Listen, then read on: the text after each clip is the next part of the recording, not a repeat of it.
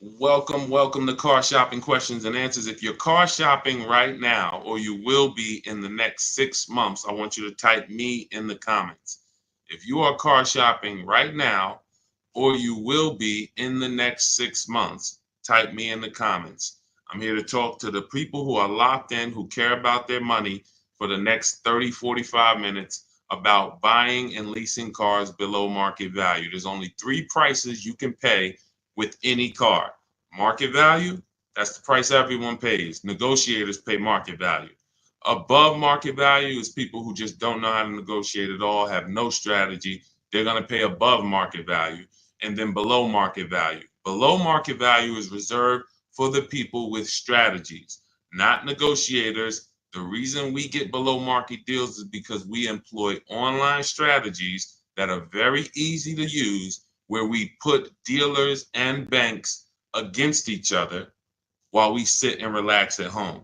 So start typing your questions. I do these live streams a couple days throughout the week to make sure you have all the answers you need to be able to buy, lease, and sell cars for the maximum money.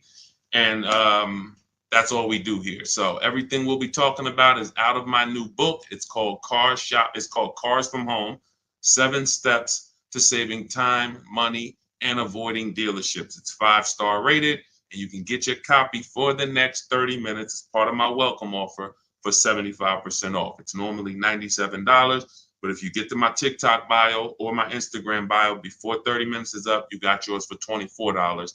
It'll be in your inbox in 2 or 3 minutes. I also have a comment on YouTube or in the Facebook comments for you to activate your 75% off. That's everything we'll be talking about today. Let's go with the first question, Dolan. Let's get the show on the road. And let's get to some unlearning and relearning. Philly Speed, the last car I bought, the dealership wanted me to use their financing instead of my pre-approval. So we always let the dealership see if they can beat the financing we have, but we also come in prepared. And now you got to be careful now, because banks are now scamming. Banks are locking people in with hard credit pull pre-approvals. So they know that the people are hip to pre-approvals. And so I want you to pay very close attention to any company, dealership included, that tries to lock you in, because that's the exact opposite of what we do. We do not let banks and dealerships lock us in, because that prevents us from shopping their competition. And the way that you save the big money, not the hundreds, if you want to save the thousands, the 3,000s, the 5,000s, the 10,000s, and more, is you're putting dealers and banks against each other. That is the name of the game, and that allows you to save more money than you've ever saved without being you could be the world's worst negotiator. You could be a horrible negotiator, and putting dealers and banks against each other is going to be how you save more money than the best negotiator in the world. So we don't do pre-approvals unless they're soft credit pull. If they're soft credit pull, we'll use the pre-approval to budget, because the only purpose of a pre-approval is to budget. Who's a homeowner? Type me if you're a homeowner. You know you got a pre-approval, or you got pre-approved for your mortgage to budget. They told you, based on your credit, based on your income, you could afford this much house, 300,000, 400,000, 600,000.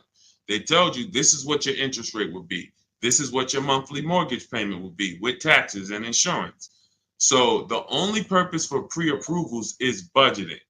So now, when you don't, the reason why I hate bad pre-approvals, in my book I call them restricted pre-approvals, is because, one, they're going to activate the rate shopping window. Thanks, Dawn.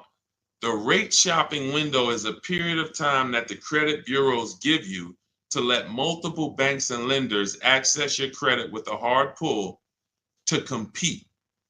So within a 14-day period, you can have 20 banks access your credit, give you their best rate, so that you know you got the best rate because you created competition. Now, once you activate the first hard pull, the clock starts ticking. The clock starts ticking. And when you start, even see, You think this is your bank. It's not your bank. You don't own it. We don't own these banks. These are for-profit companies. Just like somebody said to me the other day at the gym, hey, I went to my car dealer and they told me this. I said, you own a car dealership? He said, oh, no, no, no. I meant the dealership that sold me the car. Okay, use those words wisely because it's not your dealership and it's not your bank. These people would not even want to know you if you weren't giving them money.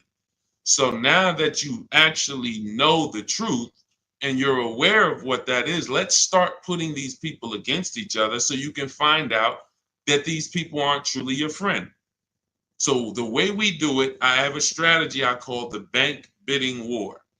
This is what the credit bureaus allow. Again, you can Google Experian rate shopping, and you'll see an entire blog post that Experian put together saying how they allow you to rate shop with the hard pull, and at the end of the window, as long as you have multiple lenders within that period of time, not multiple dealers, not dealers running your credit, lenders, independent lenders, banks, credit unions, you're fine. At the end of the window, it's going to weigh on your credit like one hard inquiry. So if one hard inquiry would have lowered your credit score 10 points, 20 hard inquiries are going to lower your credit score the same 10 points because they see you're shopping for your rate. You don't get penalized for being diligent. You get rewarded because they know if you're shopping for your rate, you care about the $2,000 and $3,000 and $5,000 in your loan that you could save by getting the best interest rate. So we do this after we find our car, Philly Speed, because once we find our car, first of all, let me say this one thing. We separate who we buy our car from who we get our loan from. These two different people, because whoever wins the bid gets our loan. Whoever wins the bid gets to sell us a car. It's not the same person. It's not the same companies. What's up, Sheila? Good to see you, Sheila. So this is so once we find the dealer who's going to sell us the car, they win the bid, used car, new car.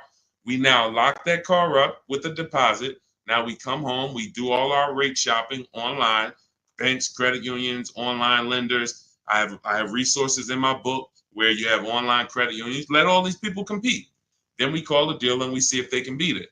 This is how we guarantee that we're not paying 7.2% interest when we could have been paying 5.9% interest. We're not paying 6.9 when we could have been paying 5.19. That's big money. And I know you haven't been taught that. You've been taught, oh, let me just focus on this, my monthly payment. That's one of the worst things you could do is being a payment shopper. Being a payment shopper, hey, give me the $400 a month for this car. We got a deal. That is one of the, and in fact, that's the first video I made on TikTok that really introduced me to the world. Is the worst thing you could do in a car dealership. Just say, get me to this payment, we got a deal. Payments they can manipulate. $400 a month on a loan is 5 years, $20,000 on a regular loan. There could be $30,000 on a lease, $35,000 depending on the car. On a lease, could be $18,000, $15,000 with bad credit. $400 a month. There's so many ways to get this $400 a month. So you don't want to be mixing these things. You want to separate your loan shopping from your car shopping. And it's easy when you're paying cash. Cash buyers don't make these mistakes. Cash buyers still overpay. They don't get, unless they're bidding, but they don't make the mistake of mixing their payments and thinking, wow, just because I got a good monthly payment means I got a good price on the car. Absolutely not. You could have a great monthly payment, but you paid a terrible price for the car. Two totally different things. That's why we separate them. Go ahead, Dolan. I see a lot of questions coming in. Let's go. We'll keep more coming. Let's go. You ever had bad? Okay, let's go to the next question. I don't even know what that means.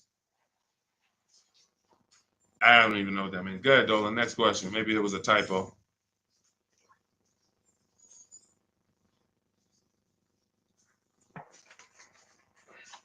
Can you please let us know if there's any limits for gap insurance if I'm upside down?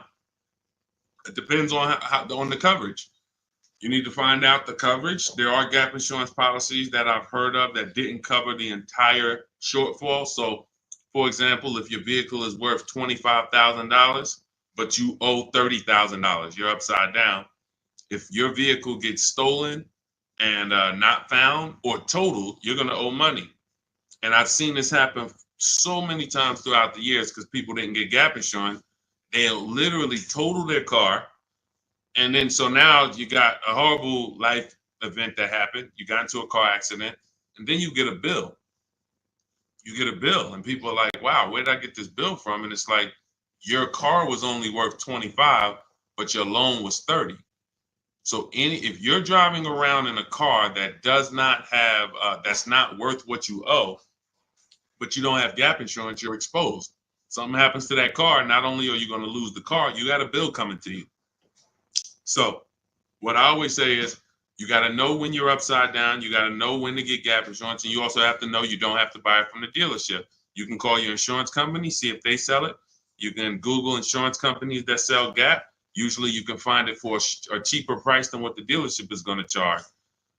But some of the worst, it's insult to injury. It's not many things like losing your car and then getting a bill on top of that. That's almost as bad as like having a car that's breaking down and then you got to fix something on it, but you still have a car payment. So the car doesn't drive, transmission's out, but you still got to make a payment every month. It's like, those are two of the toughest things. So know when you need gap insurance. Don't skip that. That's not a smart decision at all. But then check the coverage too, because he's asking about coverage. Check how much coverage. Do you have $15,000 of coverage? When you get your gap insurance policy, ask how much is covered if, God forbid, the vehicle is totaled. Go ahead, Dolan. All right. Hey, what's up, MT? I'm in the market to lease my first Mercedes. I'm looking for an S580E. Make sure you get multiple offers. So let me give you an example of somebody who shops for a luxury car, gets multiple offers, and this was an electric BMW. Where's Teddy's deal? Teddy got a $73,000 BMW i4 M50. He said he got 10 offers. Now, we use a process in my book, it's called the 25 to 5. When you're getting a new car or a lease, you're reaching out to new car dealerships. And the reason why the strategy is called the 25 to 5, because we're going to connect with 25 dealers online. Takes us 20 minutes. Using my email scripts, we're going to get 5 offers. So it's 25 connections, 5 offers, 25 to 5. Now, some people you'll see they've gotten more offers using the strategy. In Teddy's case, he said, I received 10 offers. I only used the scripts provided. Closed on a 2024 BMW, $73,000 MSRP, $856 a month. Now, here's what I always say, and Teddy is going to confirm this. When you properly shop multiple offers, you are going to see a wide range. If you shop the right way, your best offer should be $150 to $200 apart, at least that different. So your highest offer should be at least close to $200 apart from your best offer. And sometimes it's even more than that. So in Teddy's case, you can see the dealer's initial offer came at $937 using the counter offer calculator, which I have in my book. You get access to this calculator where we put all our offers in, and then it spits out the counter offers based on the best offer we received. He said I counted at $829. He came back at $856. That's where he closed the deal at. So $856, $73,000 vehicle. That's a 1.1% lease. The way you judge your leases is you divide the monthly payment into the total MSRP, and that gives you what the percentage is. So he got a 1.16% lease. But here's what's very important. My highest offer during this process from a different dealer was $1,123. $1,123, even after his counters. So when I tell you that 80% of dealers are overpriced, had he been inside that dealership that was $1,123 trying to negotiate, it would not have mattered how great of a negotiator he was. The $1,123 dealer is not coming down to $856 because the $1,123 dealer is an 80% dealer. They're not going to sell the car if they can't make a certain amount of money. And that's what the 80% do. They'll discount and say that's the best we can do. They're not lying to you, but it's not the best their competition is willing to do. So if you're in a dealership that's an 80% dealer, this is why I said at the beginning of the stream, negotiators lose all the time. Great negotiators who don't use a bidding system lose all the time. I don't care if you're in sales, you say, Deshone, I've been in sales, I negotiate for a living. You lose all the time because there's no way for you to know the bottom of a vehicle. You don't know, is the bottom 7,000 off? Is it 3,000 off? Is it 15,000 off? What's the bottom? And the only way for you to know the bottom is to get multiple offers from multiple dealers and see the one who gives you the best offer. That's what confirms what the bottom is. So this is what you do. If you're talking about leasing an S580, this is what you do. You get multiple offers. On an S580 $100,000 car, you should see a $400 swing from your best offer to your worst offer. You might see $1,100 a month and you might see $1,500 a month from one dealer. That is from a different dealer. That's how different it is. Now, if you want to call around and try to get the quotes yourself by the phone, you can do that. We don't do that. We use email because I believe that most people don't like talking to car dealerships. Believe it or not, there are some people who do, and God bless them. Go ahead, do your thing if that's you. Start calling around. But if you're like, you just want to be able to copy and paste and use emails, that is all in my digital book, Cars from Home, 7 Steps to Saving Time, Money, and Avoiding Dealerships. It's already 5-star rated. Thank you to everybody who's taken the time to write a review about the book. This is one that we got the other day. Marguerite, I started pulling these up. This book is a must if you're thinking of getting a new or used car. So much has changed in the process since I bought my car 40 years ago. Think of it as a workbook. Even though you finish the book, you'll refer back to it several times. This is another one that I snatched. Deshone Auto book, Leave Nothing to Chance, from A to Z. He covers every aspect of car research, acquisition. I use the step-by-step approach from securing financing first to better understanding what I could realistically afford. Researched several vehicles, which led to the certified pre-owned. I reviewed my car specs, model years. See, what he's doing is he's walking you through the process I walked him through. That's what it is. It's a process. So when you get Cars from Home, my digital book, you now have a process for getting below market leases, process for getting below market car deals, a process for selling your lease instead of returning it to dealers and they go and sell your lease and make $2,000, $3,000, $4,000 and you didn't even know you could sell leases. You sitting here like, man, I didn't even know you could sell a lease. How much has that cost you? Let me ask you a question. You're like, Deshone, I didn't even know you could sell a lease. How much has just that alone cost you? If you don't know you could do it, you certainly don't know how to do it. There's still you listen, honestly, you might have been taught you can't even sell your car without the title. Who was taught that? I got to have my title before I could sell it. And I know this is true because when I was at the Mercedes dealer, people would walk in and the guy would be like, Deshone, is that the new one? I said, yeah, that's the new, the 20, whatever. I said, all right, as soon as I make my last payment, coming back to see you for that. I know. Most of the people are not going to admit it, but they didn't know. They don't know this stuff. So the reason why we have to get, I'm talking to you who are honest, who are willing to be honest and willing to take the bad news, because that's how we change. You cannot, if you won't admit that you didn't even know how to sell a lease, then how are you going to get to the point where you can sell leases and make $2,000, $3,000, $4,000? See, I always meet people with bad news because I care about your car deal. I'm not the person who meets you and says, hey, Milton, you're doing a great job. Brandon, Rindy, you guys are just doing a great job buying these cars. Look at your deals. Wow, you're getting 1% leases. Wow, look at all these offers. You're getting $5,000, $10,000, $15,000 off on all of these offers. Great job. Oh, man, look at your pre-owned car. You got a huge discount. Originally, this car was $50,000 and you got it with good mileage for $26,000. Wow, you got a great discount on this pre-owned car. That's not how I'm meeting you. That's not how I'm meeting you. I'm meeting you. You don't even know that you should be getting the new price of a used car. You're looking at a used car. Duh, I'm looking at a 3-year-old car. Deshone, how do I know if this is a good deal? Well, we need the brand new price. What was that car brand new? Was it 50? Hey, when I was looking at my Infinity truck, I was buying an Infinity truck 2 years ago.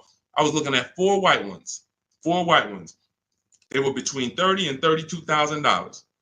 Now, most people would have just said, oh, well, let me pick the best one. Close my eyes, did a roulette, and they would have got in trouble. Why?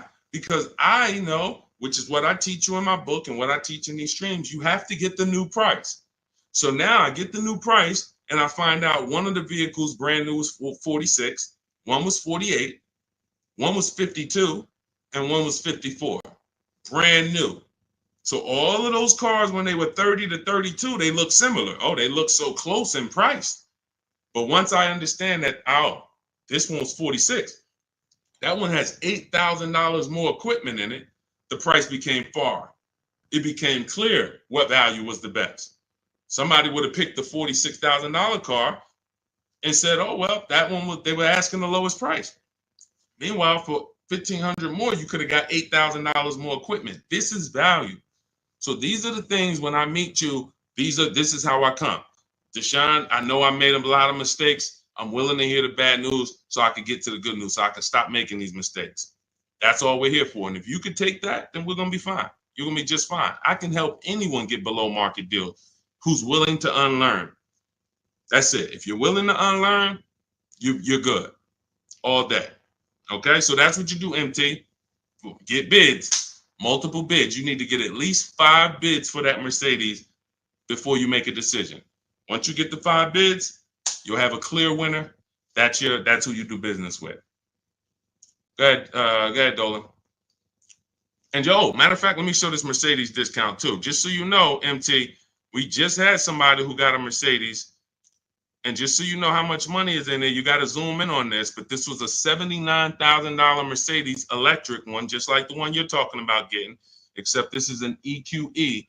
And Milligan got $27,000 off.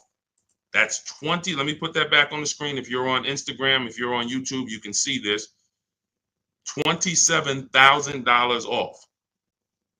So I don't want you going in there thinking that, hey, if I could get $5,000 off, that sounds like a deal to me. Well, unless you get multiple offers, or you could leave a lot of money on the table, you'll end up overpaying by like $15,000, $20,000 and never know it. Go ahead, Dolan, shoot that next one up.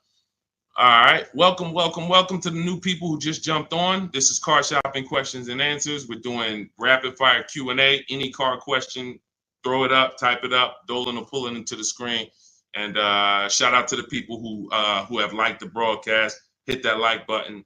It means a lot. You make sure you run once you do that, you let the algorithm know we're talking big money over here. All right, ID Corals. What's the most discount seeing on a RAV4 Premium? You're feeling for the bottom. That's a losing strategy. So when I look at a vehicle like Tiffany's vehicle, Tiffany, look, she gets a Mazda 2024 CX-90. Her best offer from all of her bids was $6,530 off. At the time last year, Eddie got a Toyota 2023 hybrid Camry. Those were hot. His best offer at the time was $2,086 under MSRP. That was a time when people were still charging over MSRP for some of these hybrids and some of these Camrys. So you don't know what your offer is going to be. I wish I could tell you that, hey, a Jeep Grand Cherokee, if you get $7,000 off, that's the bottom. A BMW X5, if you get $6,000 off, that's the bottom. No one knows. And frankly, there's never going to be a way to know. The only way that you possibly could know is if you're in our network and you see people who make a deal. I'll give you an example. If I see Ansley picks up his QX, his Infinity QX 60. I see Ansley, let's see, he picks up his Infinity QX 60, $58,000 vehicle. He gets it for $554, no money down. He leased it. $554, no money down on his lease. That's a under 1% lease, if you're not aware of how leases are judged. Savvy people all know about the 1% rule. So if your lease payment is 1% or less than the MSRP, you stole a vehicle.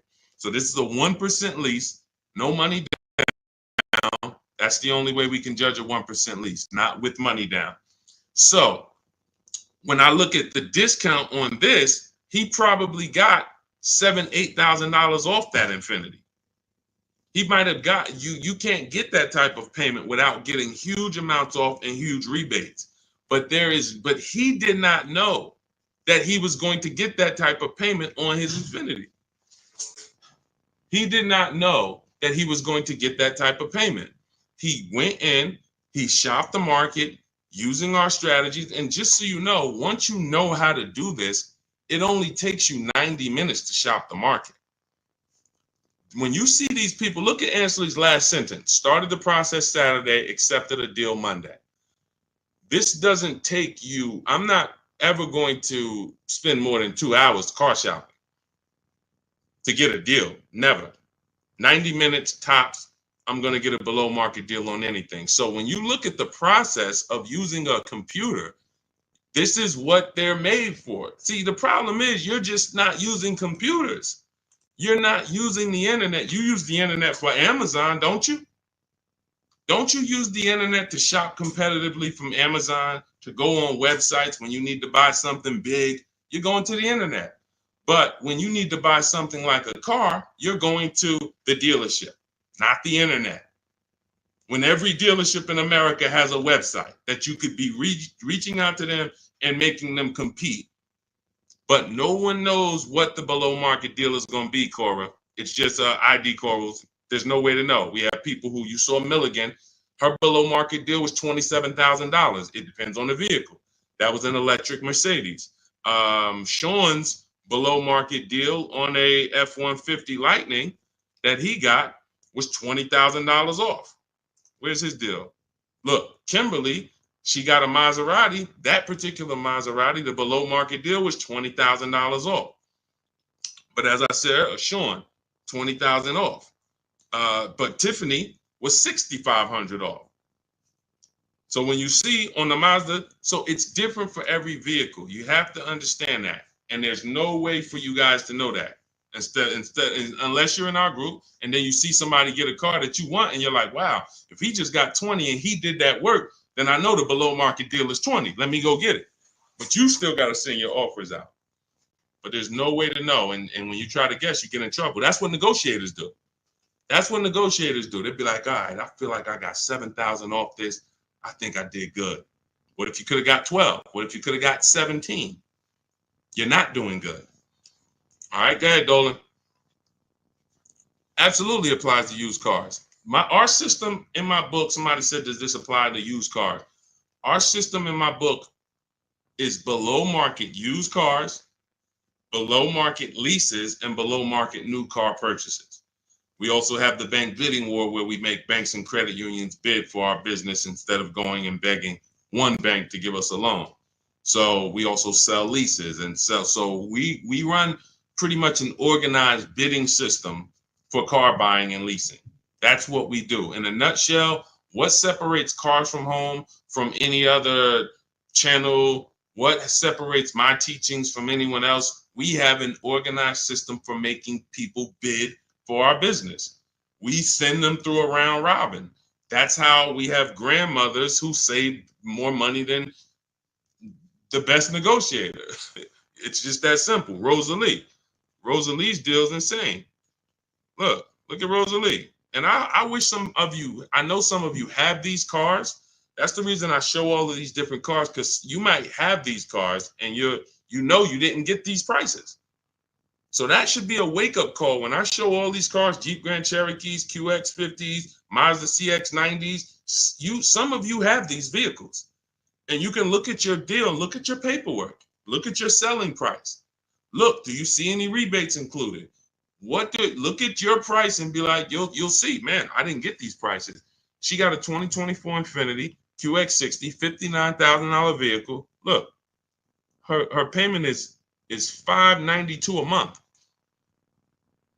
It's a $59,000 vehicle. Some of you lease this vehicle, you put down $5,000 and your payment's $500 a month. She put down nothing.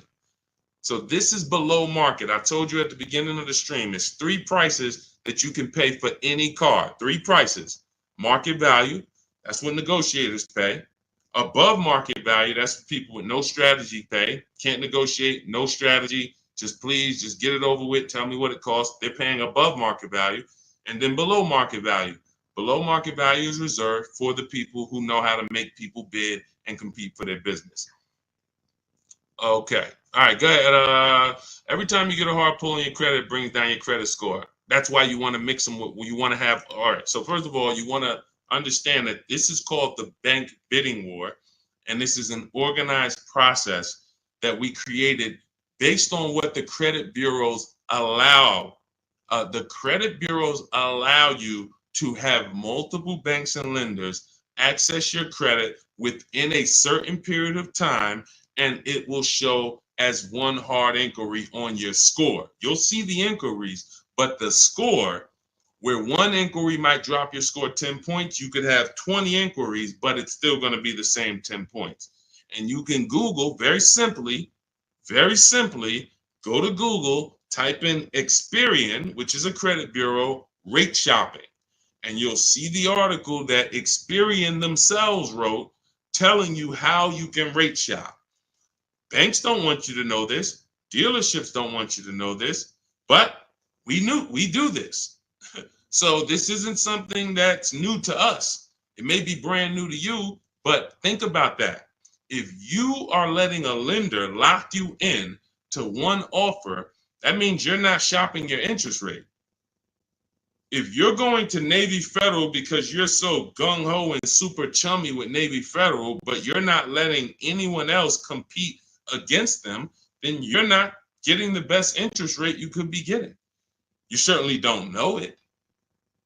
You think because, oh, Navy Federal, they're my credit union, they would never charge me a higher interest rate than someone else would. Who said that? Their goal is to make money.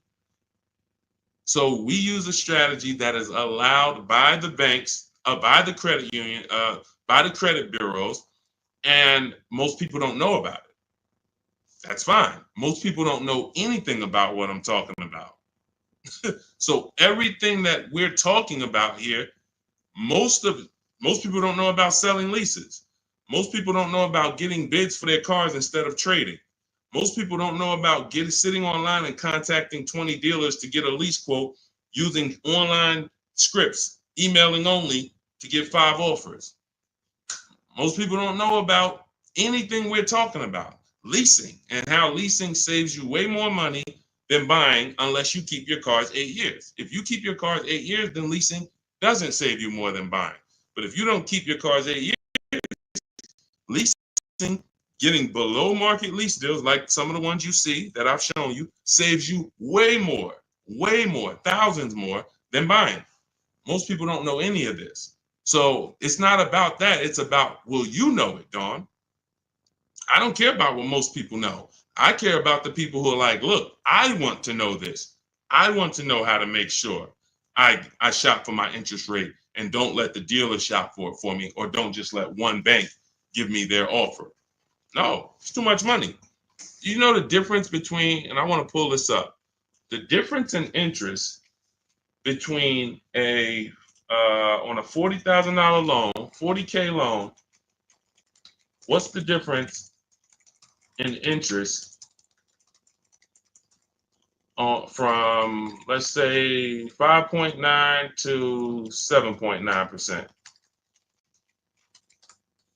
Because we're so busy talking about the money on the car, but we totally overlook the money in the loan.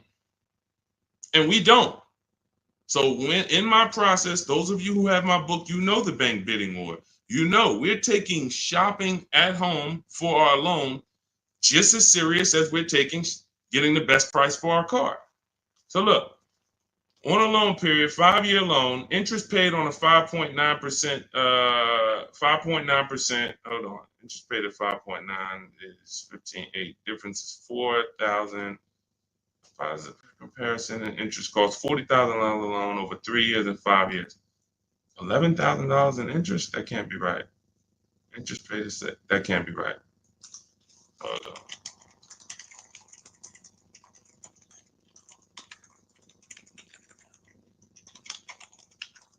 $7.9%. How much interest is paid on a 5-year loan? 7.9%. Could be over $15,000. That's impossible. 7.9 is that's impossible.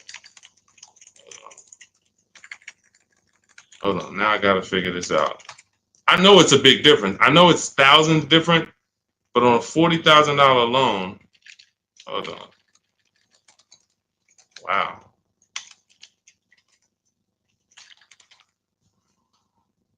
All right. So if I put in a $40,000 loan, 60 months, 7.9% interest, 0 down payment. Forget about sales tax. Let's see, calculate. All right. Principal, interest. Why is it not giving me? Here we go. Total loan interest is $8,500. Okay, that sounds more right. Okay, so on a $40,000 loan at 7.9, interest is $8,500. Now at 5.9, interest is $6,200. $6,200 versus $8,500. That is $2,300. $2,300 from 7.9 to 5.9. So when Navy Federal gives you a 7.9% rate and you're just like, oh, well, I guess I'll just take it. That's my credit union. And you're not shopping them. You're giving them money without even trying. And everything we do is quick, simple from home. But you need to understand how much money you have given to these banks and dealerships by just not making them compete. You're not just magically getting big money off and saving all this money. That's just not, it's too much money in car deals. Go ahead, Dolan.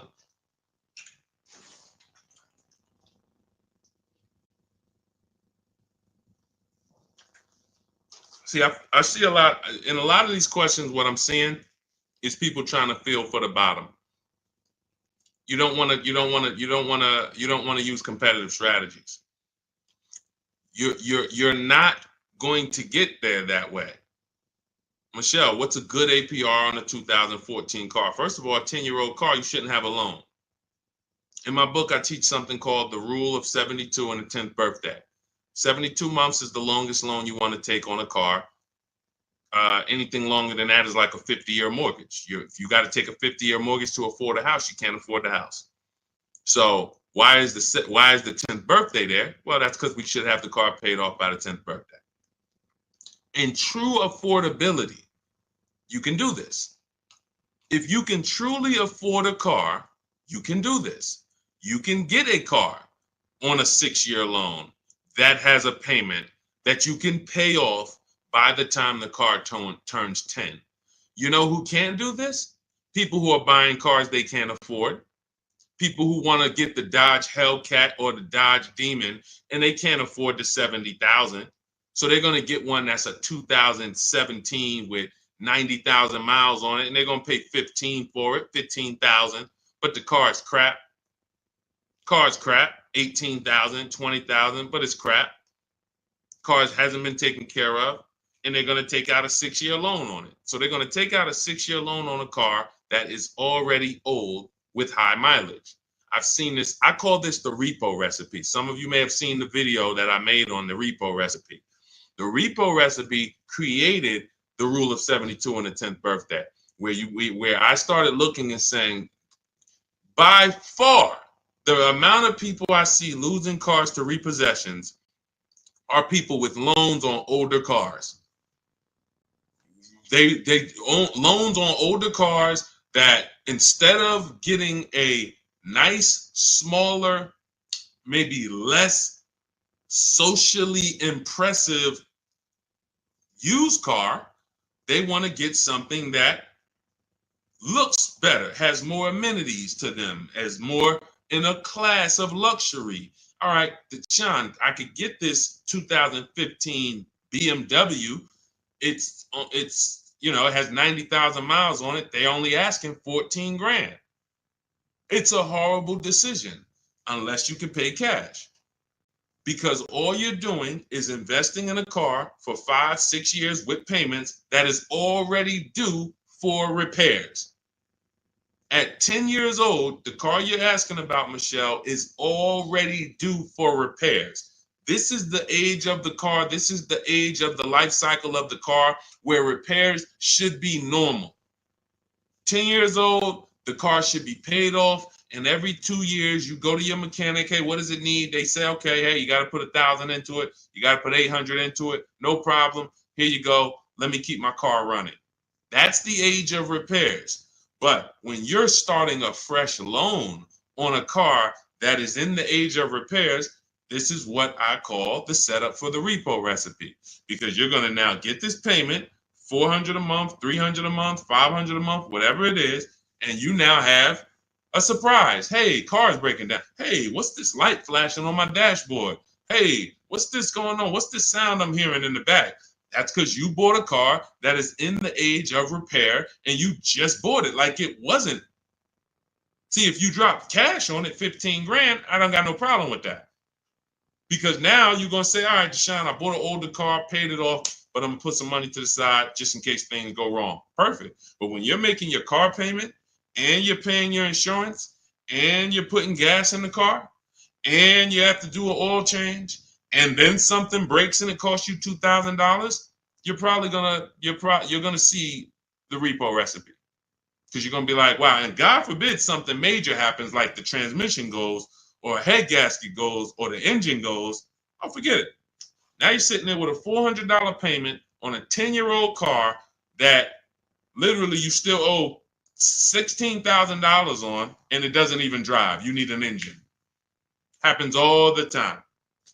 I've been seeing it happen since 2006 when I got in the car business. And what's the reason? Older cars, long loans.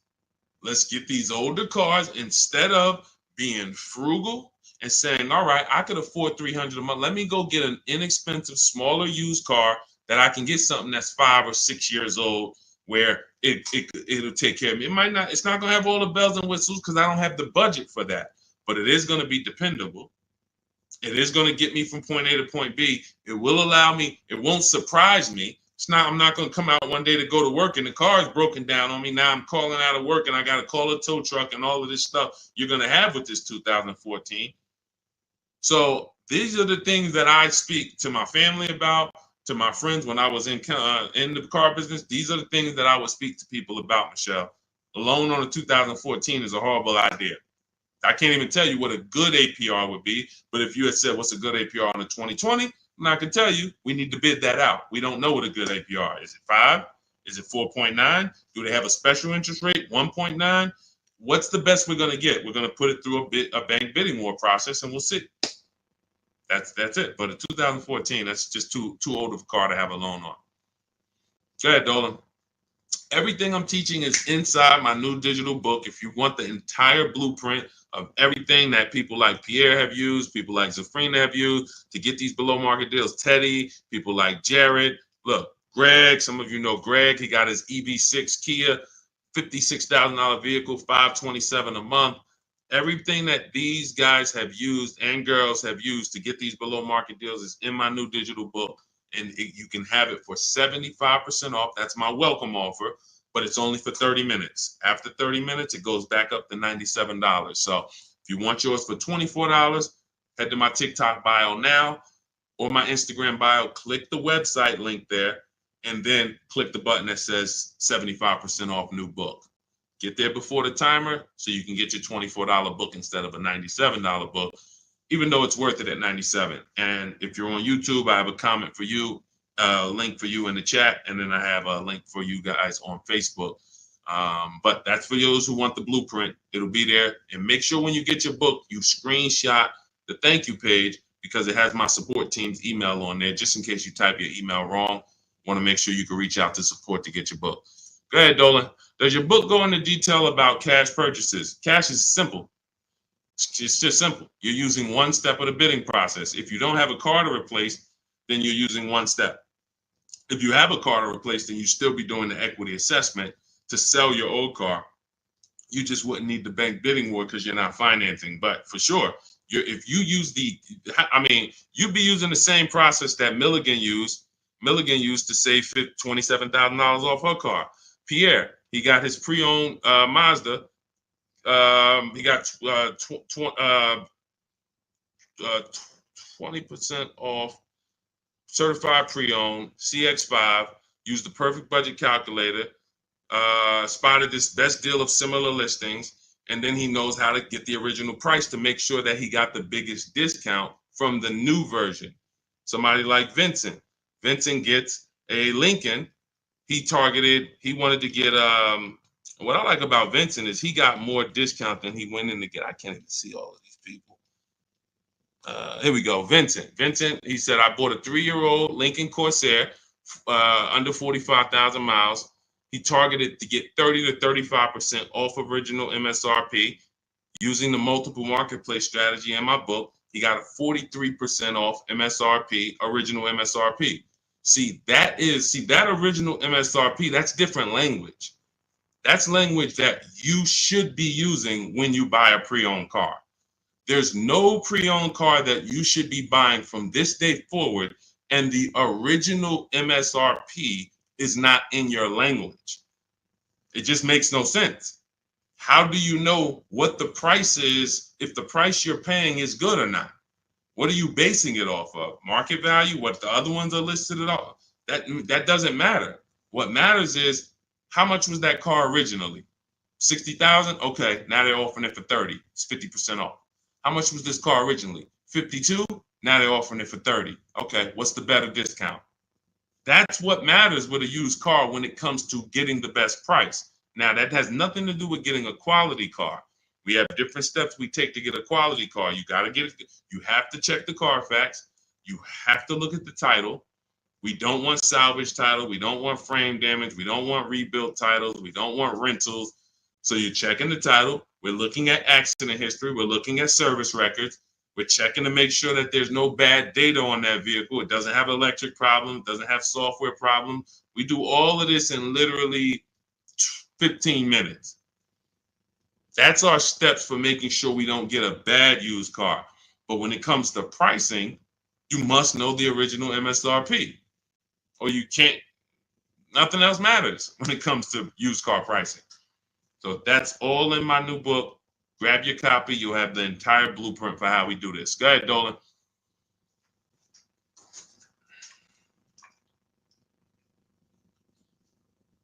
What do you do if your loan is upside down and you want to lease? Transfer it over. In my book, we have 2 ways to get out of a negative equity. There's 3 options with negative equity.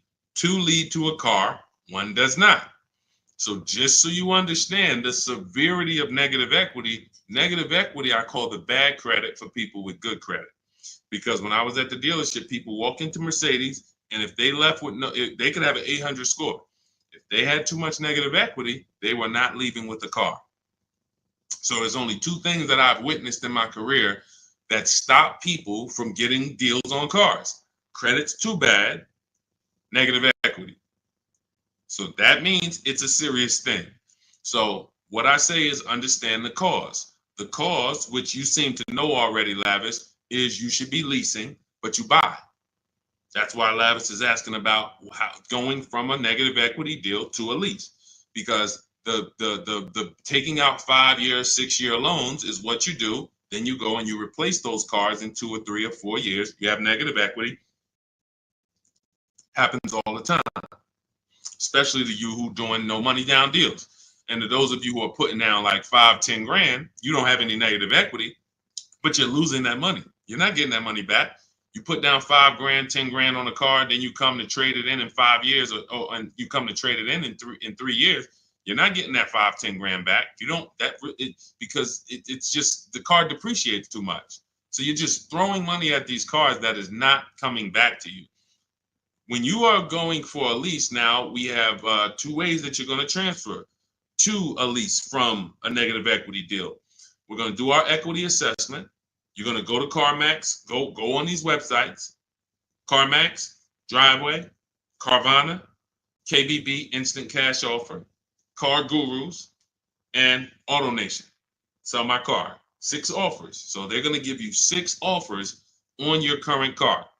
Now, that is going to be the smallest amount of negative equity that you're going to have, because that's the best offers you're going to get. These are companies that fight every day to buy cars.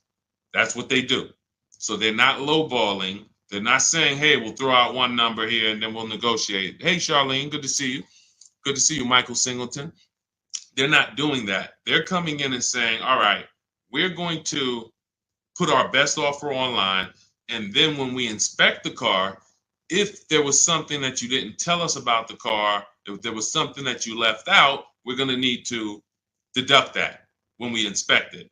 So they're putting their best offers online right there. And so that means that's going to be your lowest amount of negative equity, because you're getting the most for your car if you sell to one of them.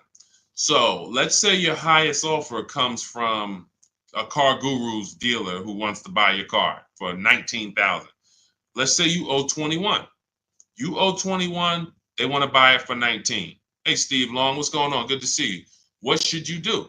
You should pay the difference, because when you pay the difference, you're closing the deal with the least amount of negative equity.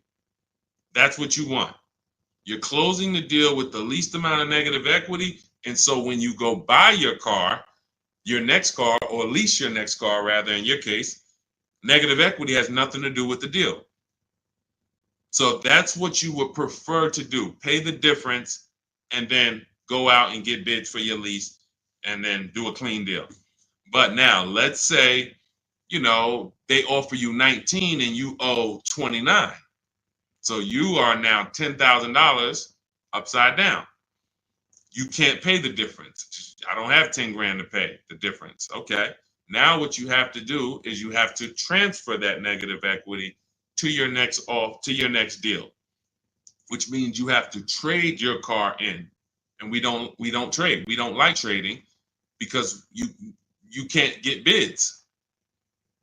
What's up, Dion? Good to see you. You can't get bids. The reason why when y'all hear me say trading is a curse word is because you don't get the money your car is worth trading it. You don't get the money anything is worth trading it. So now you've bought this car, you found this deal, but now you have to go to the dealer and say, all right, I need you to take a look at my car. Now, what happens if Carvana offered you 19, but this dealer can only pay 17? It's just all they can pay. They can't match that offer. So you're going to have more negative equity in most cases when you have to do this. So, but that's okay. If you can't pay the difference, this is your only option. Now, it's very important for those of you who are trying to do negative equity trades and then go into a lease that you understand loan to value ratios, because that's what's stopping you from getting your deals. When you go to buy a car, the bank usually gives you 20% above the value of the car. That's the max the bank is going to really give a person with good credit. Sometimes a little more, but we'll use that it could go to 25%. Ridiculous banks will go to 30%, but 20% is really benchmark. So if the car you're buying is 40, the bank is going to lend you max 48,000. That's 20%. So no dealer, no bank. What's up, Benito? Nobody can get $50,000 approved on that $40,000 car. So when you buy your car, you're trying to buy the car, put the taxes in, put the fees in, and then throw the negative equity in. So the car was 40. Next thing you know, you're at 52, and you want to do a no money down deal. And you're wondering why you can't do a no money down deal, because the bank is saying we're not going to lend 52 on a $40,000 car. That's when they come to you and they'll say, hey, you got to put money down. Can you come up with $5 grand? Because we can't get the bank to approve it. It's loan to value. Now, also, what you need to keep in mind is when you can get big discounts off the vehicles, you can actually bring over more negative equity. When you look at Sean saved 20 grand off his vehicle. If he had to throw 7 grand negative equity on there, he could do it. If you had to throw it, honestly, he got a $20,000 discount. If he had to throw 20 grand of negative equity on here, he could do it. Payment's going to be high, but he could do it. It wouldn't affect the loan to value ratios because he got a huge discount off the vehicle. We talked about Tiffany. She got $6,500 off of her vehicle, her Mazda CX-90. If she wanted to slap $7,000 of negative equity on top of this deal, she could do it because she got a big discount. And the bank says, well, we're basing the loan off 44, not the fact you bought it for 36, 38. You got a big discount, but that we don't care about that. We're looking at 44 and we'll lend up to 51 or whatever. So if she gets $7,000 off and she wants to throw $7,000 negative equity, the bank's going to say that's fine, no problem. So it has a lot. It has a lot to do with how much negative equity you have, and also what is the vehicle you're getting and how much discount did you get off that vehicle. That's what matters. So make sure you understand what's causing negative equity, which is for you. So because, like I said, Lavish seems to understand she's going into a lease, but the cause for negative equity is buying cars when you should be leasing. Very simple. Yeah, Bella, that's a $7,500 rebate, and that's not the only thing you should be thinking about. Like you want to look at what discount can you get in addition to the $7,500 rebate. That's how we have people that are saving, $15,000, $10,000, $20,000. They're getting the rebates for the electric vehicles, but they're also getting huge discounts from the dealers that are winning the bid. Go ahead, Dolan, shoot the next one out. Okay, all of this is in my new digital book. It's called Cars from Home, 7 Steps to Saving Time, Money, and Avoiding Dealerships. This is the blueprint. This is 14 years of car business experience with Mercedes, with General Motors, and running my own brokerage and teaching thousands of people online how to get these below market deals and using a system. We don't wing it. It's not an accident. It's not like, oh, I hope this works. This is a particular set of things you do online to make dealers and banks bid, and success is guaranteed. If you trust my process and forget about your old way of no process, you will be fine. The success is guaranteed. So as part of my welcome offer, you can get the book for 75% off. It's normally $97 because it's worth every penny. I didn't want to price the book like it was a regular book because it's not. So it's normally $97, but for 30 minutes, you can get your copy for 75% off as long as you get to my TikTok bio, click the picture of me before 30 minutes is up. The welcome offer is only 30 minutes, then the price goes back up to $97. So you can go to my TikTok bio, go to my Instagram bio, click the website. You can go to the comment section on YouTube or the comment section on Facebook. Click the link and get your 75% off. But make sure when you get your book, you screenshot the thank you page, because it has the link right there to open the book. And then I also email you a copy, but sometimes you'll type your email in incorrectly and we can't email it. So you'll have my support team's email just in case. Is Capital One a good option to finance a car? We get bids. We spent a lot of time. You must have just jumped on, Jen. We get bids. There is no bank that is giving you the lowest rate. If a bank always gave you the lowest rate, they would be out of business. So when we consider what lenders, why do you think there's people in the money business? There are people in the money business. They don't care if you buy a car. I see you, Genome Hamilton. We'll get to you. Get that question from Genome on Facebook, Dolan, next. So why do you think there's people who are in the loan business? They don't sell cars. Banks don't sell cars, they sell money. So when you just see the overpaying, I told you guys, it's 3 prices you can pay for anything you get: market value, above market value, below market value. That means you can get a market value loan. That's the average. You can get an above market value loan, which is above average, 2-3 points higher than what you could have got just because you were lazy. Now you're paying not 8.2%, but you should have been paying 5.7%. But you just didn't bother. You just said, okay, I guess this is it. But below market deals come from competitive offers called bids. So when you are when Capital One should be a bank that you get a bid from, Navy Federal, Bank of America, Community Credit Union, Lightstream, everyone and anyone should be in the bank bidding more, because the more the better. So when you get my book, you get the bank bidding war blueprint. For those, every time you're going to finance a car, you would use that process to make banks and credit unions bid for your business, so that you guarantee you got the lowest rate. You don't drive off hoping you got the lowest rate when you didn't even make anyone shop.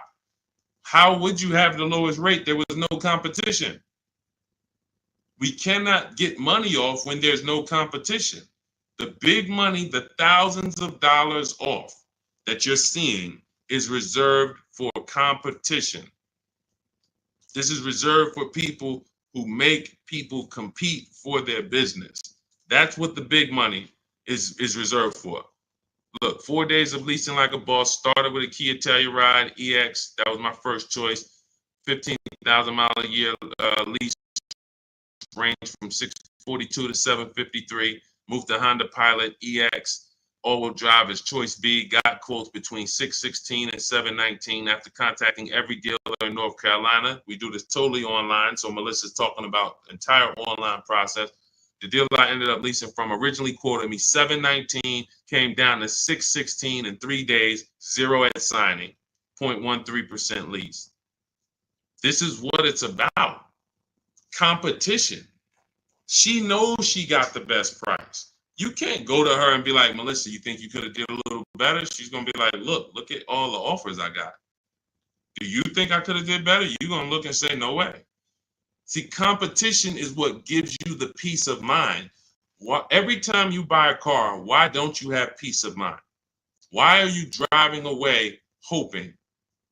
Driving away, oh man, you think we did all right? Should we have gotten tried to get more for the trade in? Shoot, we ended up putting 3,000 down. We only wanted to put 1,500 down. This is how you're leaving the dealership. Why? Because you're not making people compete. So when you're not making people compete, you're begging for discounts. And you have no leverage to be able to compare to even know that you got the best price. You have nothing to compare it to. So when people come on the stream and they're like, hey, Deshone, I'm paying $519 a month for this car. Is that a good deal? You have nothing to compare it to. Hey, I got a 2019 Mazda 3 for $17,000. Is that a good deal? You have nothing to compare it to. But if you had seen 7 Mazda 3s and then the one you got, it was originally, 31,000, but you paid, 17 for it. You know this. And this stuff is simple. This isn't building rocket ships. But this is reserved for the people who care about their finances. Everyone doesn't invest. Everyone doesn't save. Everyone doesn't, take financial literacy seriously in any way. But there are opportunities that flash past all of us where we can absolutely benefit from learning things that other people don't know. If you learn how to invest in stocks better than other people, you're going to do better than other people. If you learn how to get cars less than other people, you're going to get less than other people. This is not by accident. But you got to focus. This is your second most expensive purchase. So this is only for the people who are focused.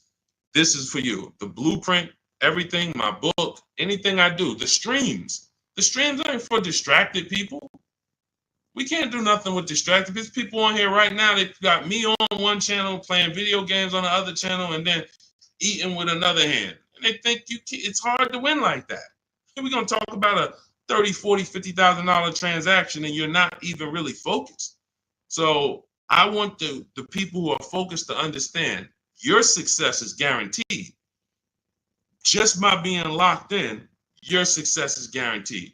Because we have a process that you can trust that you no longer have to wing this car buying thing. I've been in this thing since 2006. Car buying is very predictable. New cars, used cars, leases. There is nothing a car salesman is going to say or type to me or send to me in an email or send to my people that I haven't seen before. I used to have to send those same emails, copy and paste them. It's so predictable. So once you understand that, you'll understand why we're able to get these deals. All we're doing is putting people against each other. Simplest terms.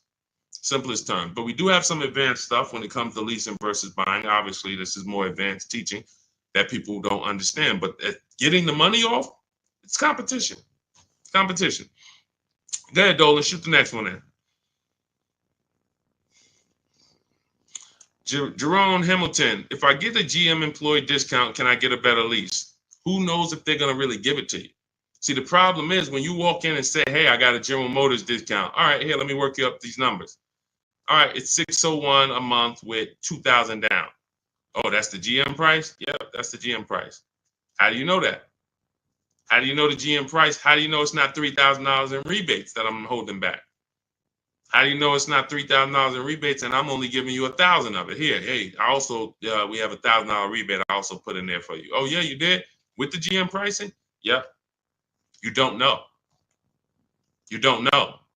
So no matter whether we get X plan, GM deal, Mercedes fleet, does not matter. Multiple offers, because when you get multiple offers, what you're going to see is that some people are not going to give you the GM discount. And some people are not going to give you the rebates. They're just not going to do it. It's in their DNA. An 80% dealer is going to try to make everything they can make. I'm not giving this guy the $2,000 rebate. Wow, come on, I'll sell his car to somebody else. So now you're going to deal with an 80% dealer and hope you can get a deal. No. Once you see the 20% that says, here's your GM discount, and here's a $3,000 rebate, and here's the price, and then you compare it to the others, you're going to see, oh, those guys were trying to get over on me. Of course, that's what they do. That's what they do. 100%. Go ahead, Dolan. We always get bids. Doesn't matter. You can't trust anybody to give you a price and give you all the rebates and give you the hidden money like they're your friend. That's just not going to happen. If they rather make the $5,000 themselves, why am I volunteering money that you're not even asking for? You came in and you asked for a GM discount. I'm giving that to you, maybe. But you didn't ask me about these rebates. You didn't ask me about, I don't need to volunteer this. This is how they look at it. So many times you get in there, you go, oh, give me the invoice price. Can you give me the invoice price? We got a deal. Man, if half these people that I've shown you on this stream had accepted invoice price, they'd be looking at these prices that they paid and saying, why the heck did I pay that price? Invoice price means nothing. What if you got a $7,000 rebate, $15,000 rebate on some of these vehicles? What if you got a $4,000 rebate? Invoice price has nothing to do with rebates. So now, all right, I'll take off $2,500 to get you the invoice, but what about, that's it? You happy with that? Yeah, that's all I want. My father told me get the invoice price and I got a good deal. All right, your father was sadly misinformed. Unfortunately, thank you. I'm gonna take a vacation on this commission and we just made $7,000 on you. My cut is probably $1,200. I got a nice pay. Thank you. Thanks to your dad too. It's a good guy. Good guy. Keep following his advice. This is how it goes. Unfortunately, these people are not your friends. And as a former car salesman, I keep it straight. I keep it straight because unfortunately, most people on here, you just I'm going to my car dealer. These people are not your friends. You invite Charlie over to barbecues. Charlie is my friend. He's been selling me cars for 20 years. Sold my dad cars. Once you start making him compete, next time you buy a car, lease a car, say, hey, Charlie, look, I'm going to get a number from you, but I'm also going to get numbers from a couple other dealers. Hey, what you mean? Watch Charlie get mad. Watch Charlie get mad. What you mean? What, you don't trust me? I've been doing business with you for 20, 30 years. Yeah, but I want you to actually, I just want to, this guy Deshone told me I need to shop around, always make sure, because it's a lot of money I could be leaving on the table. Oh, man, come on, man. See, that's a person that never wanted to compete. He would rather come to your barbecues, be friends with you so that you don't make him compete. Because the minute you start making dealers compete, you're going to see how much money you've been losing. That's the only way. It's the only way. You start making these dealers compete, you're going to see, dang, I've been overpaying. Some people right now getting phone calls right now. Hey, come on in. We're going to upgrade your lease. Good news. We're going to keep your payment around the same price. Who's getting these phone calls? Who's getting these phone calls? Good news. I can get you out of your lease right now and get you into a new lease about the same payment. Who's getting those phone calls? Who's getting those phone calls? I ain't been on since 5 a.m., KD. Chill out, bro. Chill out. Who's getting those phone calls? Right? Hey, come on in. I could get good news. I could get you in the brand new 2025. You don't even have to you don't even have to put no money down. Come on in, right? All of that, right? Everybody's getting those calls. Why? Because 2022 and 2021, they overcharged you and your payment is so high, even though deals are a whole lot better. They were better back then, but they put you in a high deal back then. Now what they're trying to do is keep you in that high deal, hoping you're used to it. And they want you to think that's normal.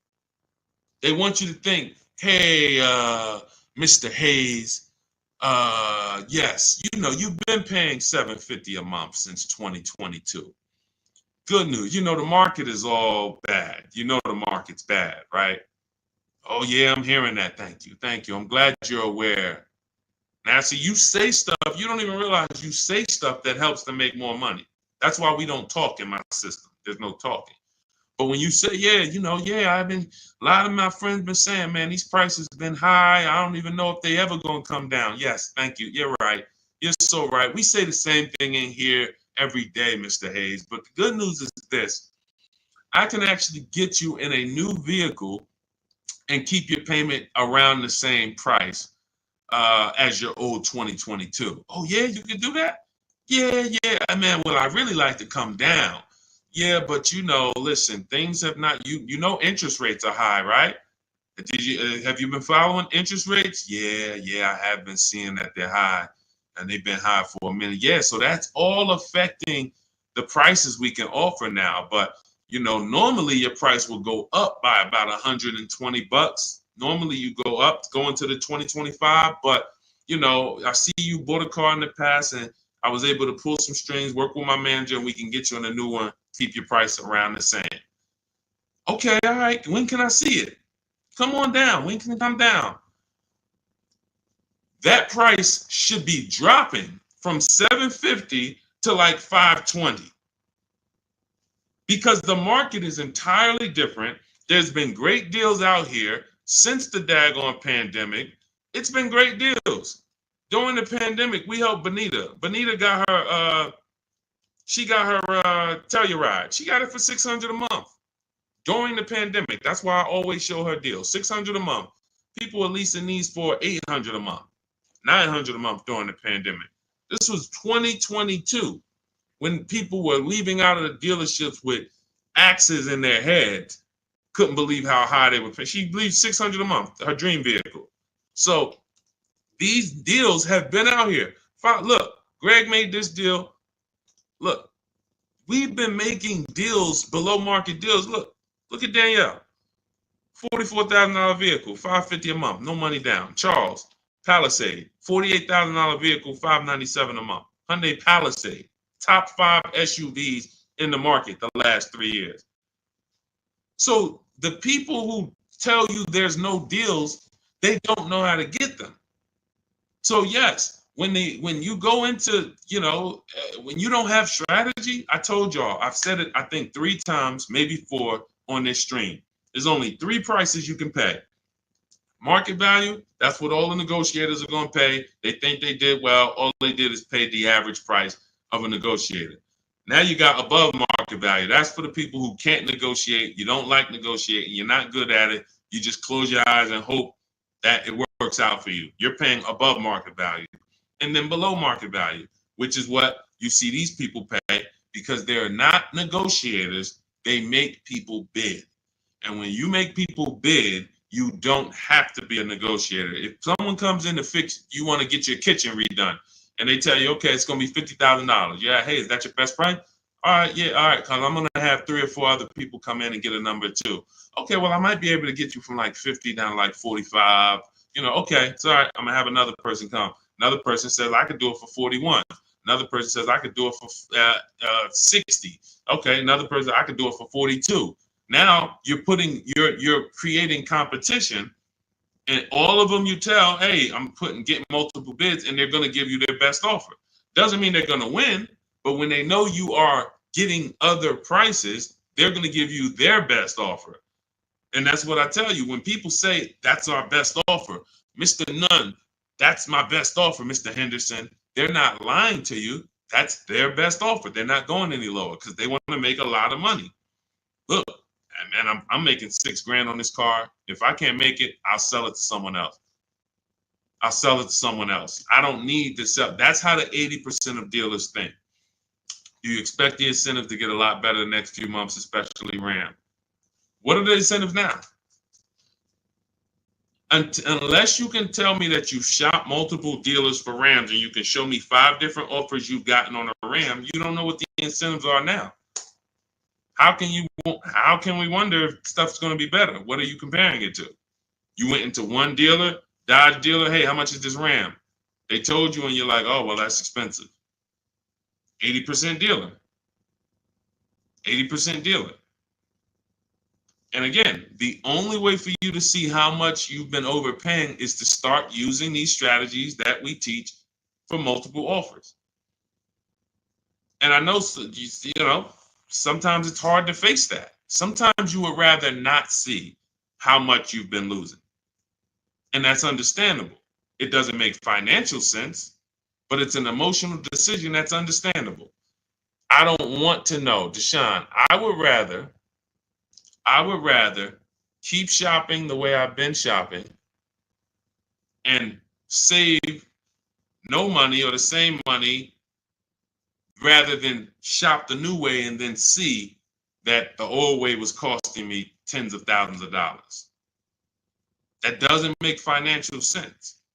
But the people when you ask, are the incentives good? You got to know what the incentives are now. That means we run the market. When I was shopping for my mother a couple years ago, I ran all the offers on a Mazda CX-5 for her in October. I didn't like the deals. I didn't like the lease offers. I contacted them again in November, emailed them all again. Hey, what do we look like in November? Didn't like the deals. Emailed them one more time in December. Or one of the dealers actually reached back out to me and said, hey, I got this car coming in. We did the deal in December. That is keeping track of incentives. That's monitoring programs. If I shop the Ram right now, it'll take me no more than 60 minutes to get literally 5 to 7 offers on Ram. Using my system, the 25 to 5 strategy in my book, I go into the book, I literally use my scripts, and in 60 minutes, 90 minutes, I'll have 5, 7 offers on Rams. That's just how it works. So now I'm able to look and see, all right, what type of discounts are they offering? What are the incentives? What are the programs? Do I like them? Do I not? All right, let me check back let me check back next month. Let me see if there's any new incentives. So that's the way it works. That's the way you move the market. We have to be able to monitor what the deals are. But I see, unfortunately, there's a lot of you who you want to try to fill for the bottom. That's just what you've been trained to do. It's a losing strategy. I would love for you, if I was still at the dealership, I'd love for you to come and try to fill for the bottom. Especially if I work for a manufacturer where we got rebates a lot. Come on in, fill for the bottom. $3,000 off is a good discount. When's the last time you got $3,000 off a vehicle? I just think, I think I might be able to get more. Okay, listen, we settle at 5. You don't know I had a $5,000 rebate, so you're just not going to know. So you can sit here and feel for the bottom all you want. It's not going to work. You're still going to leave wondering, hoping it's a losing battle. That's why I'm trying to tell you, stop doing it. Stop doing it. You're asking, okay, what's a good interest rate for this vehicle? You're trying to feel for the bottom instead of sitting at home the way my book teaches you and making people bid and come to you and have all of these people begging for you to do business with them. Oh, how much discount should I be getting off of a Toyota Camry? Feeling for the bottom. Instead of sitting at home, contacting 25 dealers online, using my strategies, using my scripts, and saying, okay, now I got 7 offers on a Toyota. Oh, I see the biggest one is giving me 5,000 off. Okay, that's the market. That's the below market. You cannot feel for the bottom. You can keep doing it. It's just a losing strategy. You're never going to get the discount, the maximum discounts, feeling for the bottom, walking into a dealer. It's just never going to happen. So for those of you who are tired of that, you're like, I don't want to be feeling for the bottom anymore, Deshone. I don't want to be worried about being a good negotiator, Deshone. I want to be able to have a plain, simple system for getting dealers and banks to bid for my business. That's what Cars from Home is, my digital book. 7 steps to saving time, money, and avoiding dealerships. You can get your copy for 75% off. That's my welcome offer. In my TikTok bio, click that picture of me, or click my Instagram picture, go to my bio, click the website, and then you'll see a button to activate your 75% off your book. Grab it. It'll be in your inbox. You'll have all the strategies necessary for paying these prices, the same prices you've been seeing me share throughout the stream. Or if you're on YouTube, I have a link for you in the comments. If you're on Facebook, I have a link in the comments for you. Grab your book, use it, and shop empowered. The old days are over. The days of going into dealerships, over. Spending more than 30 minutes in a dealership, over. You'll never do that again.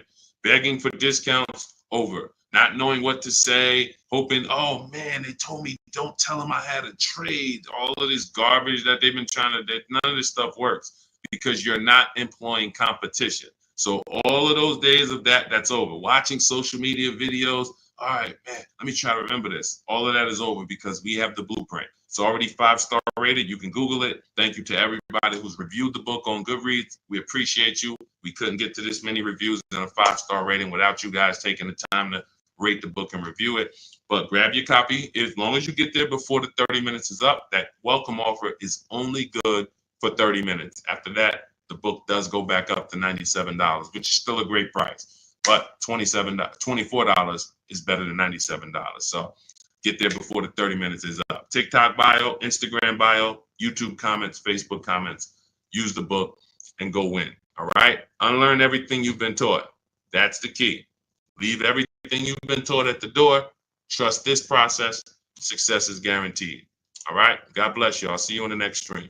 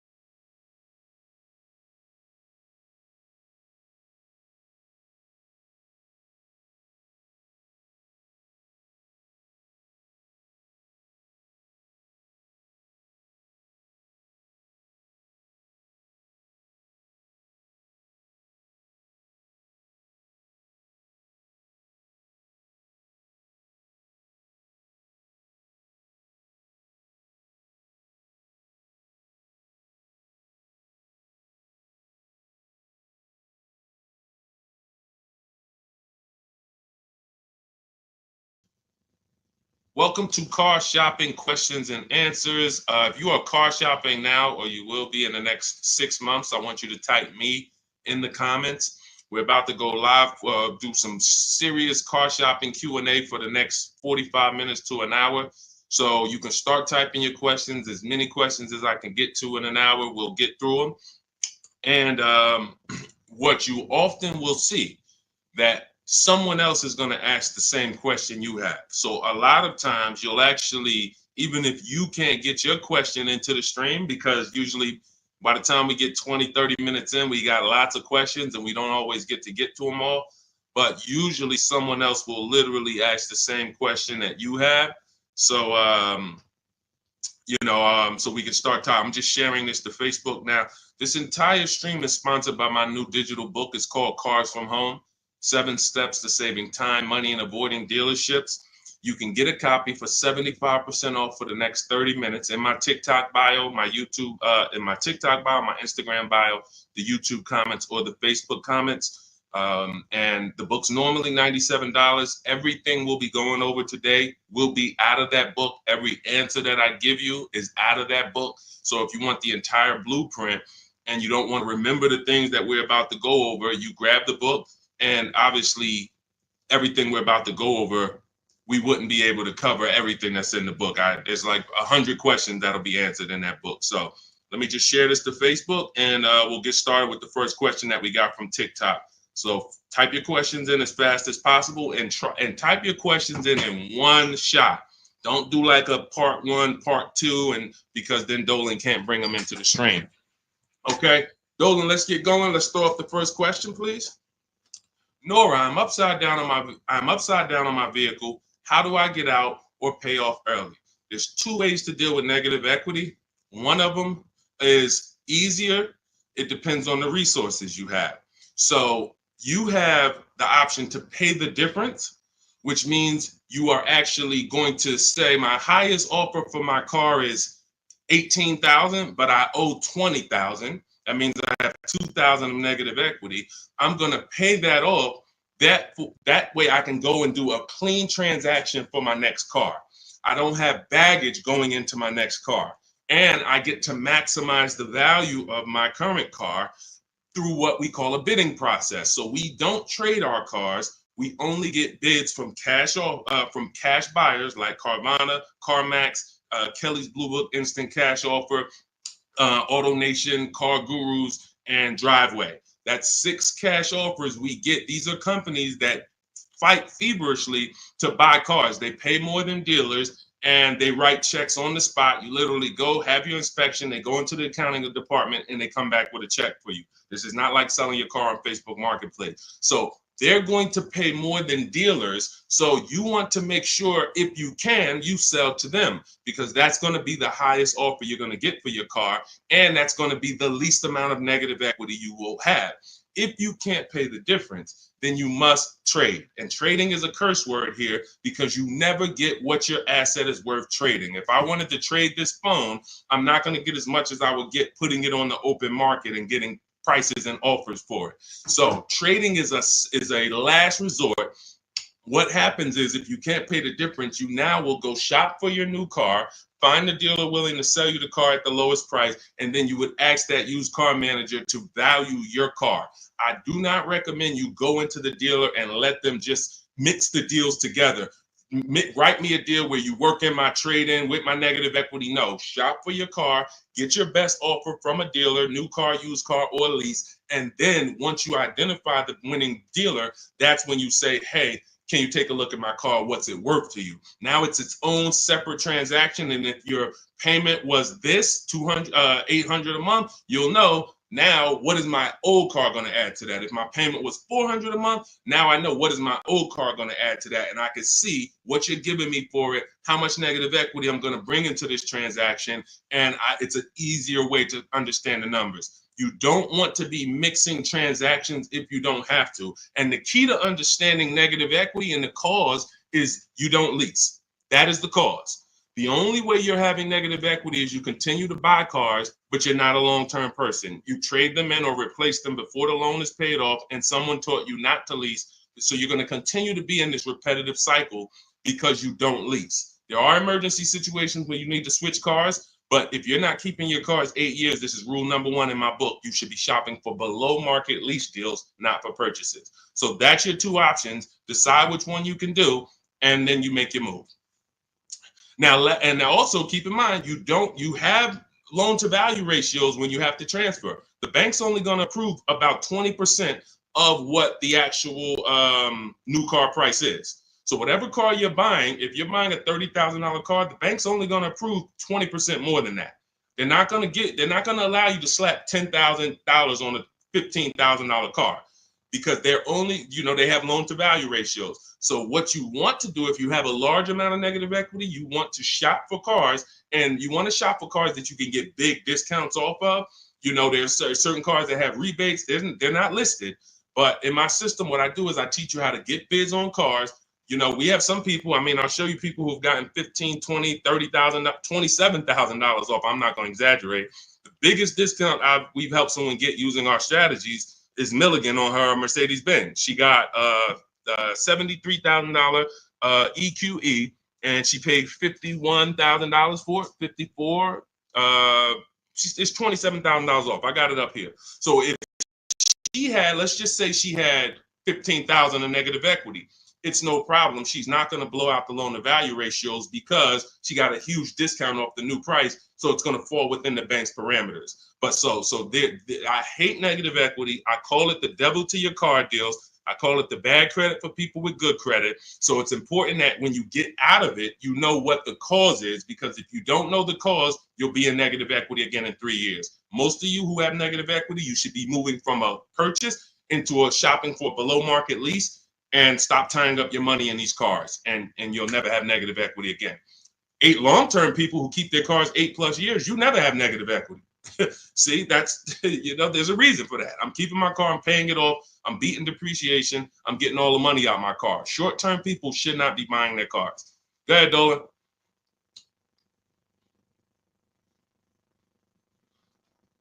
All right, keep typing your questions, y'all. We'll get to as many questions as we can in 45 minutes. Now, let me just actually say this. We have a 7-step process. Everything in my system is 7 steps. We don't go, see, a lot of times you don't understand what you should be doing first. Should I be focusing on my old car, my trade-in, shopping for a car first? What should I be doing first? So we have a system that you actually now have a process. It's 7 steps. First step is the most important question. That's leasing versus buying. How are you going to beat depreciation? Because you're about to buy a depreciating asset. If you buy a depreciating asset with no plan to address or beat the depreciation, you are going to lose like everyone else loses. So we need to see, am I going to beat depreciation with a long-term purchase, or am I going to beat depreciation with a below market lease? Long-term purchase, I got to tie up my money. My money's going to be in the car 3 years, 5 years, 6 years, but over time, the depreciation is going to cool off. I'm going to have a vehicle that doesn't depreciate much. Who has a vehicle that they've had for more than 10 years? Type the number of years you've had it in the comments. If you had a vehicle for 10 years, type 10, 12, even if you had it for more than 8. Let's go 8 because it's called the 8-year rule. If you've had it for more than 8, type the number of years that you've had your vehicle in the comments. Let's see how many long-term people we truly have, because not a lot of people are long-term. Like every time I ask this question, we don't get a lot of people that's like, yeah, 8 years, 10 years, 12 years, 15 years. Look, we don't have many people that can say they even have a car on here that they've had for more than 10 years, more than 8 years. But you're tying up all this money in these cars, and then you're going and you're replacing them in 5 years and 6 years. And look, Sharon, 14 years. God bless you, Sharon. That's a long-term person. Look, Ray Johnson, 9 years. That's a long-term person. So they don't have to worry about depreciation. Their car right now is worth the same amount it'll be worth about a year from now. If Ray's car is worth $9,000, a year from now, it's going to be close to 9. He's beat depreciation. So if you're not buying cars to beat depreciation, you shouldn't be buying them, because you're not going to beat depreciation in the short term. You can't. It's impossible. The only way to beat depreciation as a short-term buyer is to get below market leases, because you're never tying up your money in that car. Not regular leases, below market leases. Big difference. Go ahead, Dolan. I see we had a question come from TikTok. Let's throw them up.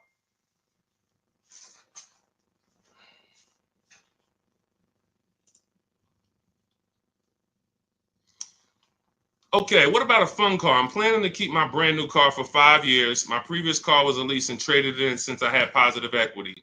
That you're going to lose.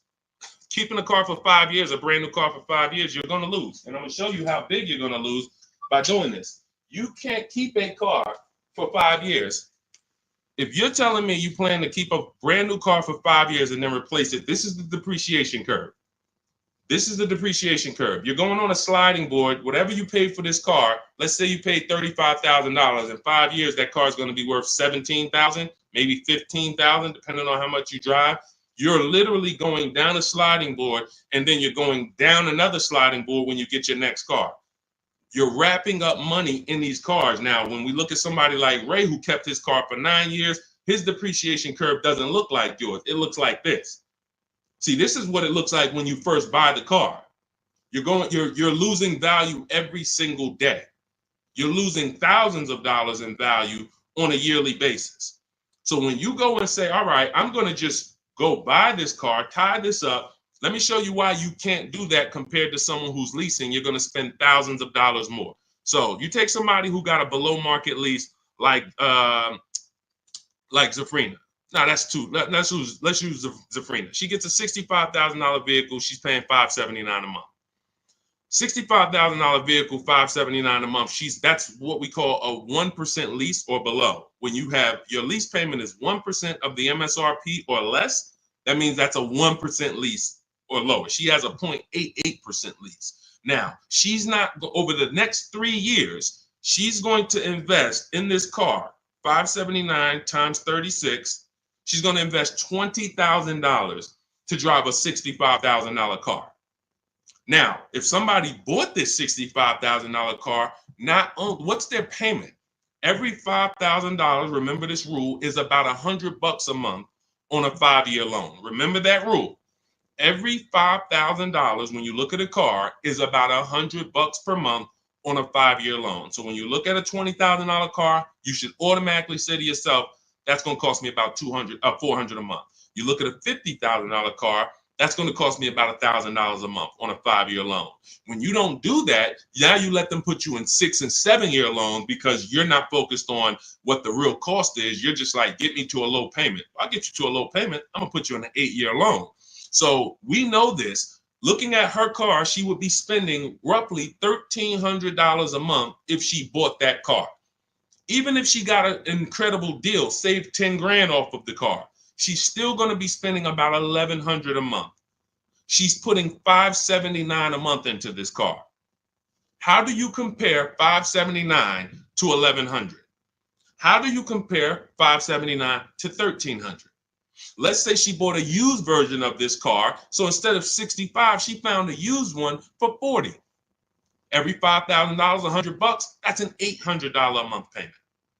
How do you compare $579 to $800 for a used version? You can't. So when you're out here listening to people who've told you don't lease, they don't understand depreciation and they don't understand how to get below market leases. These are not regular leases. In order to get below market leases, you must employ competition. You must get at least 5 offers because every dealer's price is different. So when you walk into one Nissan dealer and they tell you it's $600 a month, you don't walk out and say, hey, Nissan's charging $600 a month. No, Nissan of Bay Ridge is charging $600 a month. But this Nissan deal over here might be at $500. This Nissan deal over here might be at $420. You need to stay at home, get multiple offers. You can do this my way through email using the systems in my book, or you can do it your way, calling around and get multiple offers. But once you see how different these offers are, you'll realize how many dealers have been ripping you off. And 80% of them do this. 80% of them, their best offer is not going to be below market. They're going to make a certain amount of money or they won't sell the car to you. But we find the ones who will. All of this is in my new digital book, Cars from Home. It's called Cars from Home, 7 Steps to Saving Time, Money, and Avoiding Dealerships. You can get a copy for 75% off for the next 30 minutes in my TikTok bio, my Instagram bio, the YouTube comments, or the Facebook comments. You'll have everything we teach step by step. You can Google the book, Cars from Home. It's already 5-star rated. We've already got tons of people using it, talking about it. And this is what I want for you. I don't want you paying above market or market value like everyone else is paying. You need to be paying below market value. And the only people that pay below market value are people with strategy. Okay, so I would tell you, Kitty Cafe, the first thing you need to be concerned with is actually leasing and not buying.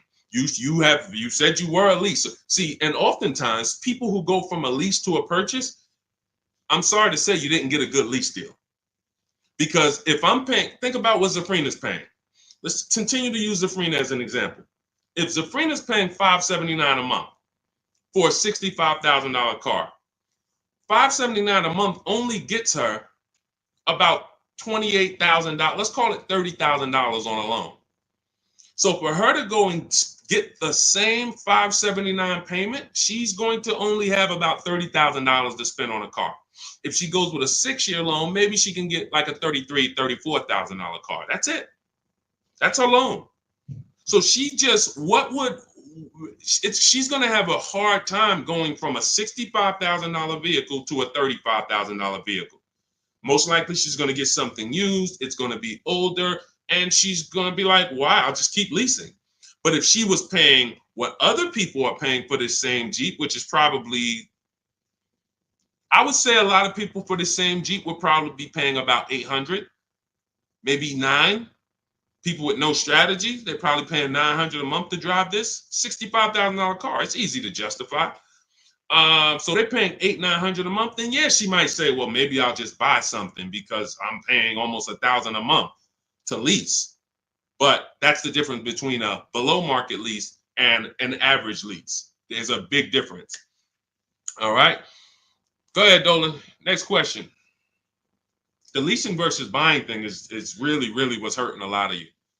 The leasing versus buying thing and the not getting below market leases. There's so many bad things about what's been out here with leases.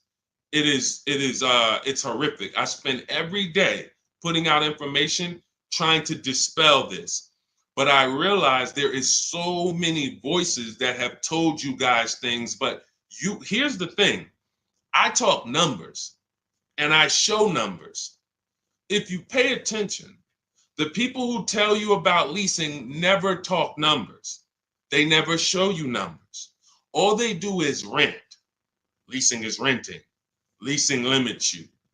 You limit, they pick your mileage. You pick the mileage. It's so much bad information. But I've been leasing since I'm 22 in the car business. Got my first lease, Pontiac G6, $20,000 vehicle. I was paying $256 a month for it. Meanwhile, I had a friend, they're paying almost $500 for a Toyota Corolla. We both got a car for about the same time. They're paying $500. I'm paying $256. I'm seeing what they're going through with their car breaking down, getting older, because they kept the car for a while, getting older, and now I'm on my second car, paying a low payment. And as a young person, you don't want a $500 payment. I didn't need a $500 payment when I was 22. Just had my daughter. I needed that $256 payment. They had just had a family too, but they got to come up with $500 a month to drive about the same price car. The Corolla and the Pontiac G6 at that time were about the same price. You can't justify to me in any way that makes more financial sense. There's nothing you can say to me unless that person's going to keep the car, pay it off, and then keep the Corolla forever. If you're going to keep the Corolla for 10 years and then you pass it down to your daughter or your son at their first car and now you just got an extra car, that's a different story. You shouldn't be leasing if you're that person. But if you're a 5-year, 6-year owner, 7-year owner, and you're just paying these high payments, you pay your cars off, and then you go back into another finance, you're just overpaying. You're throwing thousands of dollars out in the garbage, and there's no way around it. You put me against anybody. You put me on the stage with Dave Ramsey himself, the guy who has programmed thousands of people never to lease cars, and you give me 15 minutes. I don't need 2 hours with Dave. I don't need to debate you for 2 hours, Dave. If we're not talking about investing in mutual funds, you do a great job there. We're talking about the financial aspects of below market leases. Let me show you what a below market lease looks like. Let's consider what a person who buys their car is going to pay versus a person who gets a below market lease. Let's look at the resale values of this person who buys their car. When they go to trade that car in, what they're going to get back. And let's look at the net money they have lost compared to the person who got the below market leases. I will prove it to you in 10 to 15 minutes. And are you willing to tell your millions of people that you have programmed incorrectly because you know nothing about buying cars? You have programmed people based on you being a financial advisor, not a car person. You haven't seen thousands of car transactions to be able to say what you're saying. I've been involved with credit. Credit's a big part of what I do over the last 15 years. I don't teach it. Why? It's not my expertise. It's not my lane. It's easy for me to say, hey, I got a lot of people need to know about credit. Let me just start giving y'all some credit advice. No, because I respect the people who have learned credit to the T. Dave Ramsey decides I want to teach about cars. That's where he has led millions of people astray. And he has thousands of people investing in cars, short term, losing on resale, getting killed by depreciation. And they're like, well, Dave told me to do this. It's hard. It's hard to help. It's hard to get those people to unlearn. Go ahead, Dolan. Next question. Keep typing your questions, y'all. We will get through as many as we can in the stream. Good point. I only financed as I wanted to upgrade from my lease. My lease was $180 a month for 36 months. That's a big change. $180 gets you $10,000 on a finance. That's all $180 a month gets you. Now, if you put money down, that's different. Obviously, there's a lot of cars most cars don't lease for $180. So I'm assuming that you put some money down to get there. But again, what were you driving for these payments? You're driving a brand new car. There's no comparison. When you're getting below market deals on leases, there's no comparison. Again, let's look at Charles. Charles gets a Palisade, $48,000 vehicle. Some people, and you may own one of these. And if you were honest, you say, Deshone, I own that vehicle. How much is your payment? No money down. Probably $800-900 a month. Probably $1,000 a month. He's paying $597. Some people say, oh, Deshone, don't they limit you on mileage? No, you pick the mileage. Look at Jen. Jen got her Honda CRV. She's paying $512 a month. It's a $40,000 vehicle. That's normally $800 a month to buy on a 5-year loan. She's paying $512 a month, and then she upgraded the mileage from $12,000 to $18,000, and her payment went from $512 to $563. 40 some odd dollars. She gets to drive as much as she wants, as she needs to drive, not as much as she wants to drive, as much as she needs to drive. And the problem that that you may have with leasing is you didn't get the mileage you needed, and then you started blaming the lease. You knew you drove 15,000 miles a year, but instead of getting 15,000 miles a year, you took the 10,000 mile a year option. You looked at the payment for 10,000 because you might have not been getting a below market lease, so the payment was high, and you're like, okay, well, just give me the 10, and then you know you needed 15, so now you're going to pay the penalty based on not the lease's fault, based on you. You could have paid $45 more per month, got every bit of mileage you needed, and then you could have enjoyed your lease hassle-free, dropped it off in 3 years, no problem. So people are blaming the lease for their lack of understanding about how they don't pick the mileage for you on the lease. You pick the mileage. We got people who drive 25,000 miles in lease because they don't want to keep their cars tied up and have that depreciation on a car they own. If they drove 25,000 miles, any high mileage drivers, type HM into the comments. Any high mileage drivers, you drive over 18,000 miles. If you bought your car, tied up that money in that car, and depreciated it with high mileage, that car is going to be worthless in 3 years because you put 75,000 miles on it, and then you come back to replace it, and you have 15 grand of negative equity, and you wonder why. You depreciated the car. Meanwhile, when I was at Hyundai, I worked at Hyundai as a manager for 6 weeks. I had a guy who came in, he was dropping off his lease. I learned something incredible. I said, car had 72,000 miles on it. I said, you leased this? He said, yeah, man, I used to buy. I stopped buying because I would always have negative equity. I only lease now. 25,000 miles a year. I drop it off every 3 years, get me a new one. I'm in sales. I looked at his lease contract and I saw that his payment was less than $200 a month more than what a normal below market lease on that Sonata was. If a normal below market lease was $350, he might have been paying like $550, $525. It wasn't $700. He was paying a couple dollars more, but he could drive 25,000 miles a year, drop that thing off, never have to worry about negative equity. Mileage doesn't stop you from leasing. It's not about how much you drive. It's about how long you're going to keep the car. because a below market lease is how we beat depreciation or long-term ownership.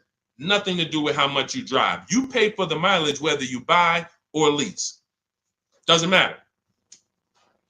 Go ahead, Dolan. Keep typing your questions, y'all. We'll get through as many as possible. What's up, Ashley? What's up, Kenyari? What's up, boss babe? Ashley, good to see you. But I made my wife lease a brand new electric Equinox, $350 per month, and no sales tax. The $180 was a 2021 Corolla lease before the chip shortage for $3,000 down. Solid, solid. These are the things that you don't want to get away from until you're ready to keep a car long term.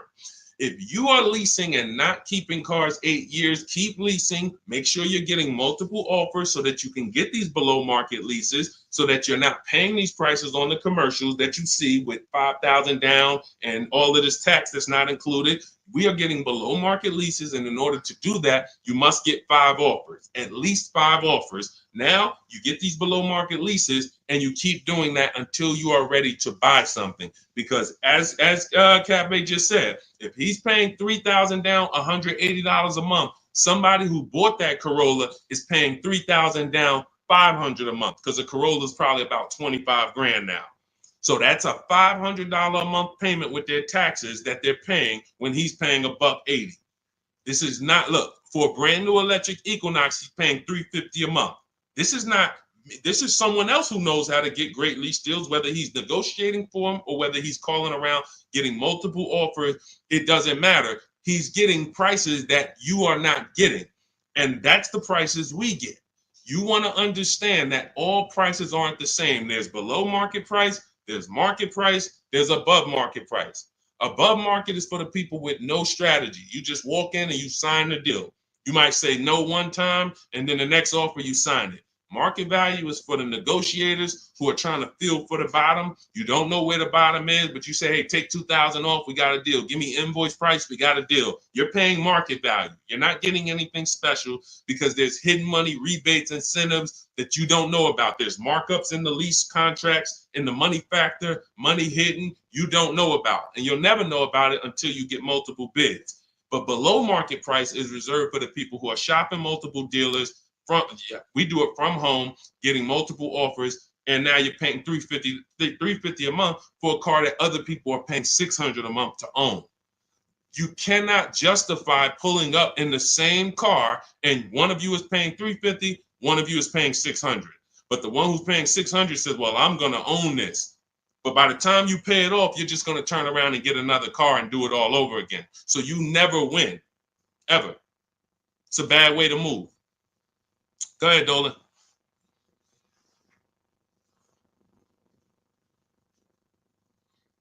What's up, Ray Johnson? Do you need to...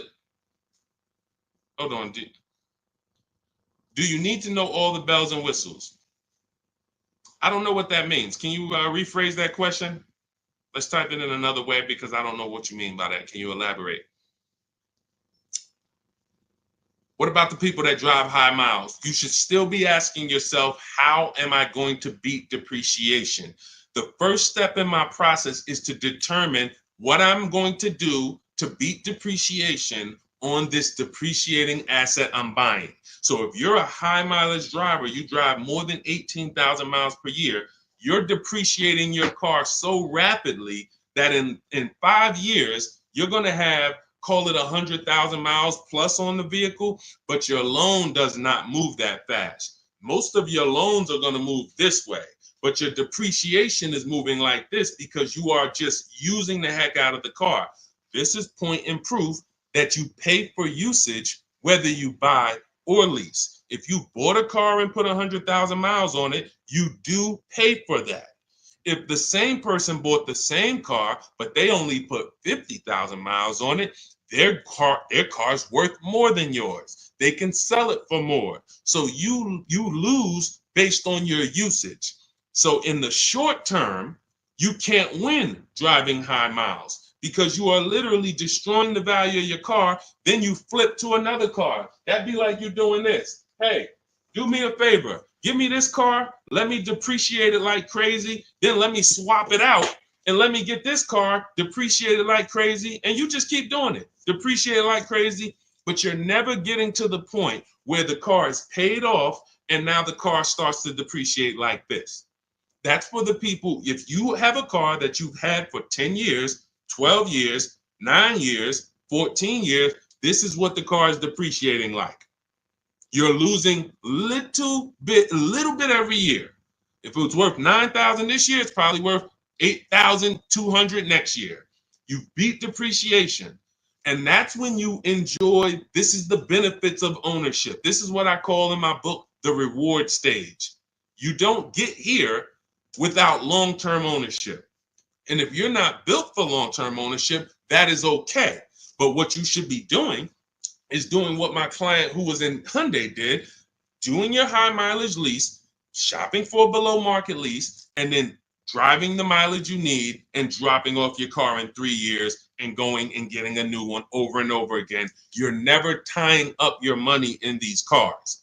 If you're going to tie up your money in these cars, you better have it in there for the long run.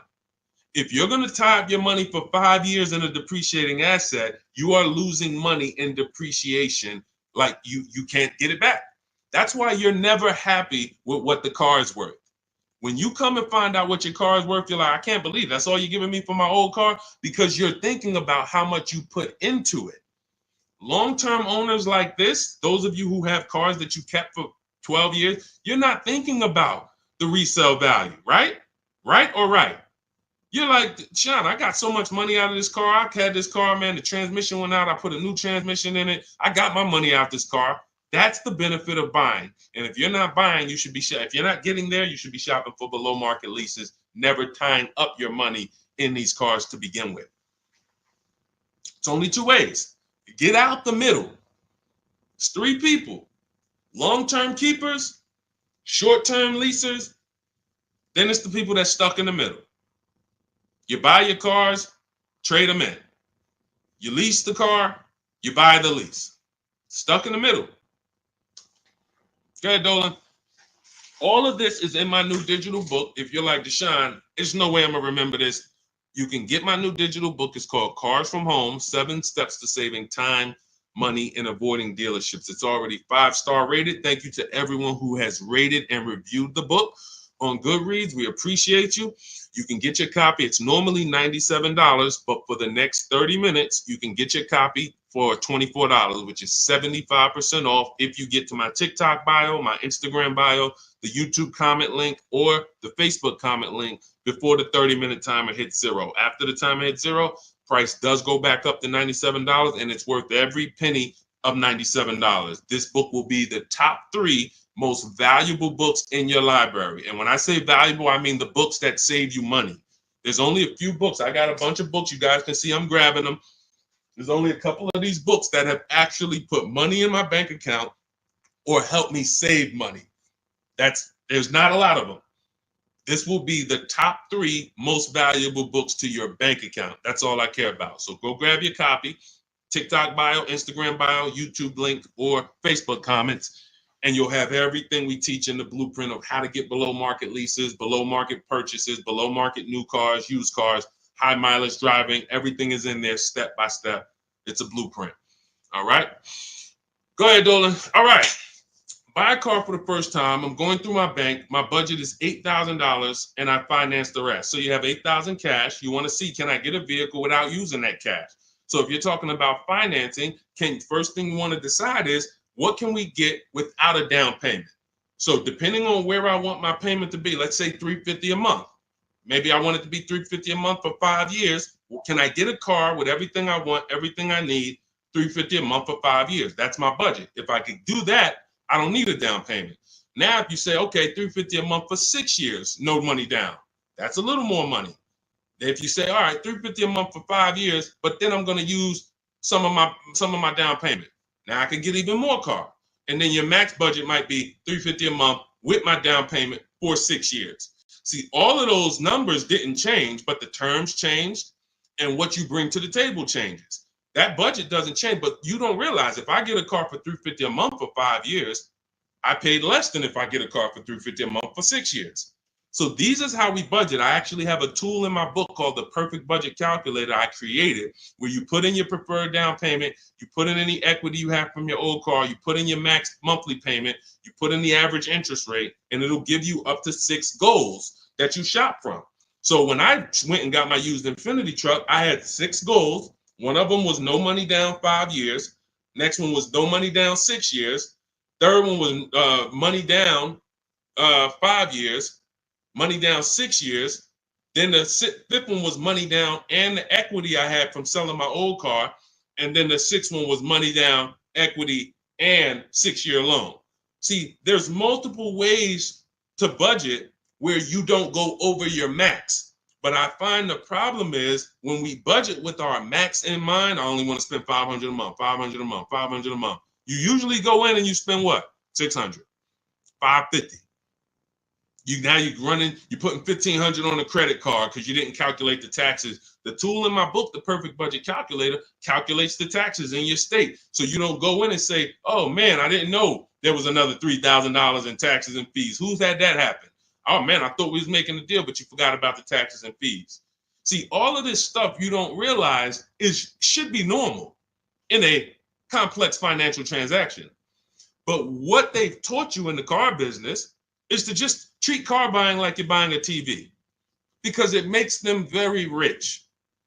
I've been in the business for 14 years. I sat next to people who I know shouldn't be in the business, but they're not going to get them out the business. They make a lot of money for the dealerships. They'll always have a job. Even if they get fired here because the customers start complaining, they'll go there and they'll say, hey, look, I made 300 grand at my last place. Oh man, when can you start? These people are always going to have a job.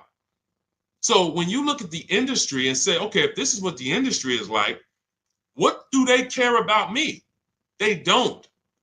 The 20% of dealers who get up every morning and they do the right thing. They want to beat their competition. They're honest. They want to make sure that they're giving you the best service. It's 20%.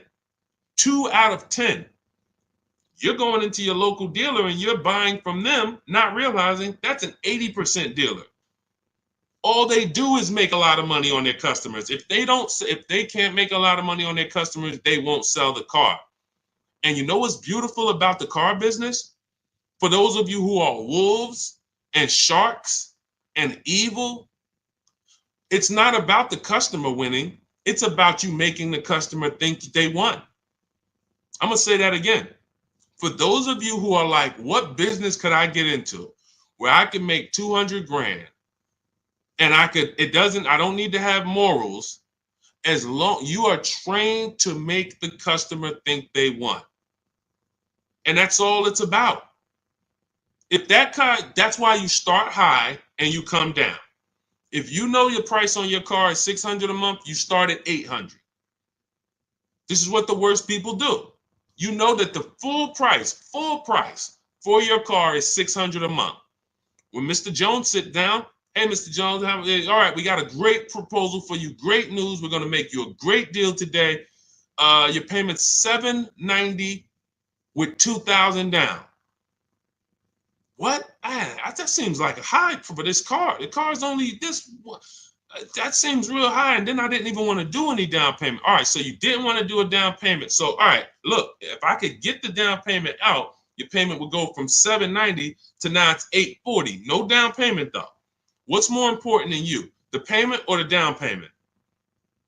No, well, both. But what's more important? If you had to pick one, well, I really don't want to do any money down. All right, so right now we're at $840. Where can we agree? I'll talk to my manager. Where can we agree that you'll be happy?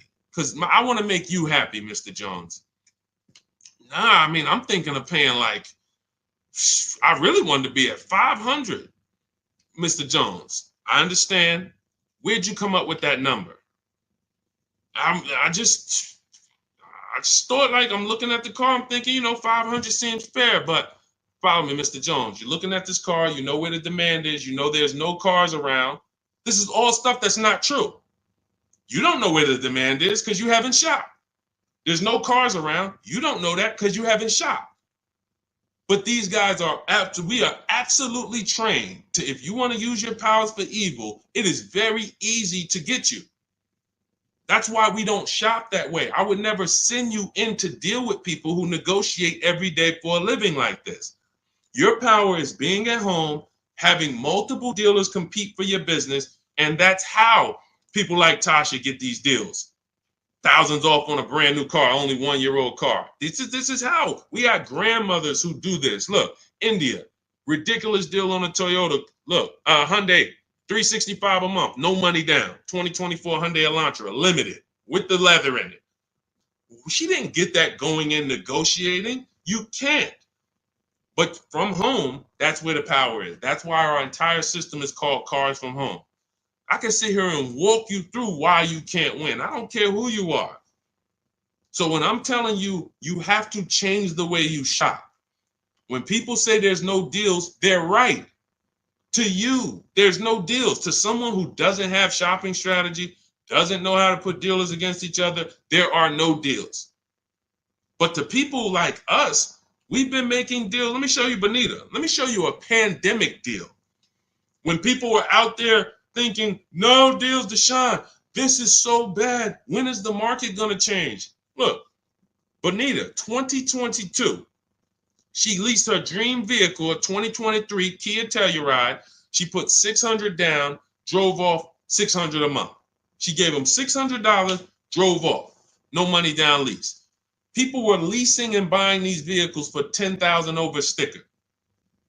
I'm not on here to talk to you about hundreds of dollars. What do I care about hundreds of dollars? You think we're on here? You think we're getting together to gather you guys to talk about hundreds of dollars? That doesn't matter to me.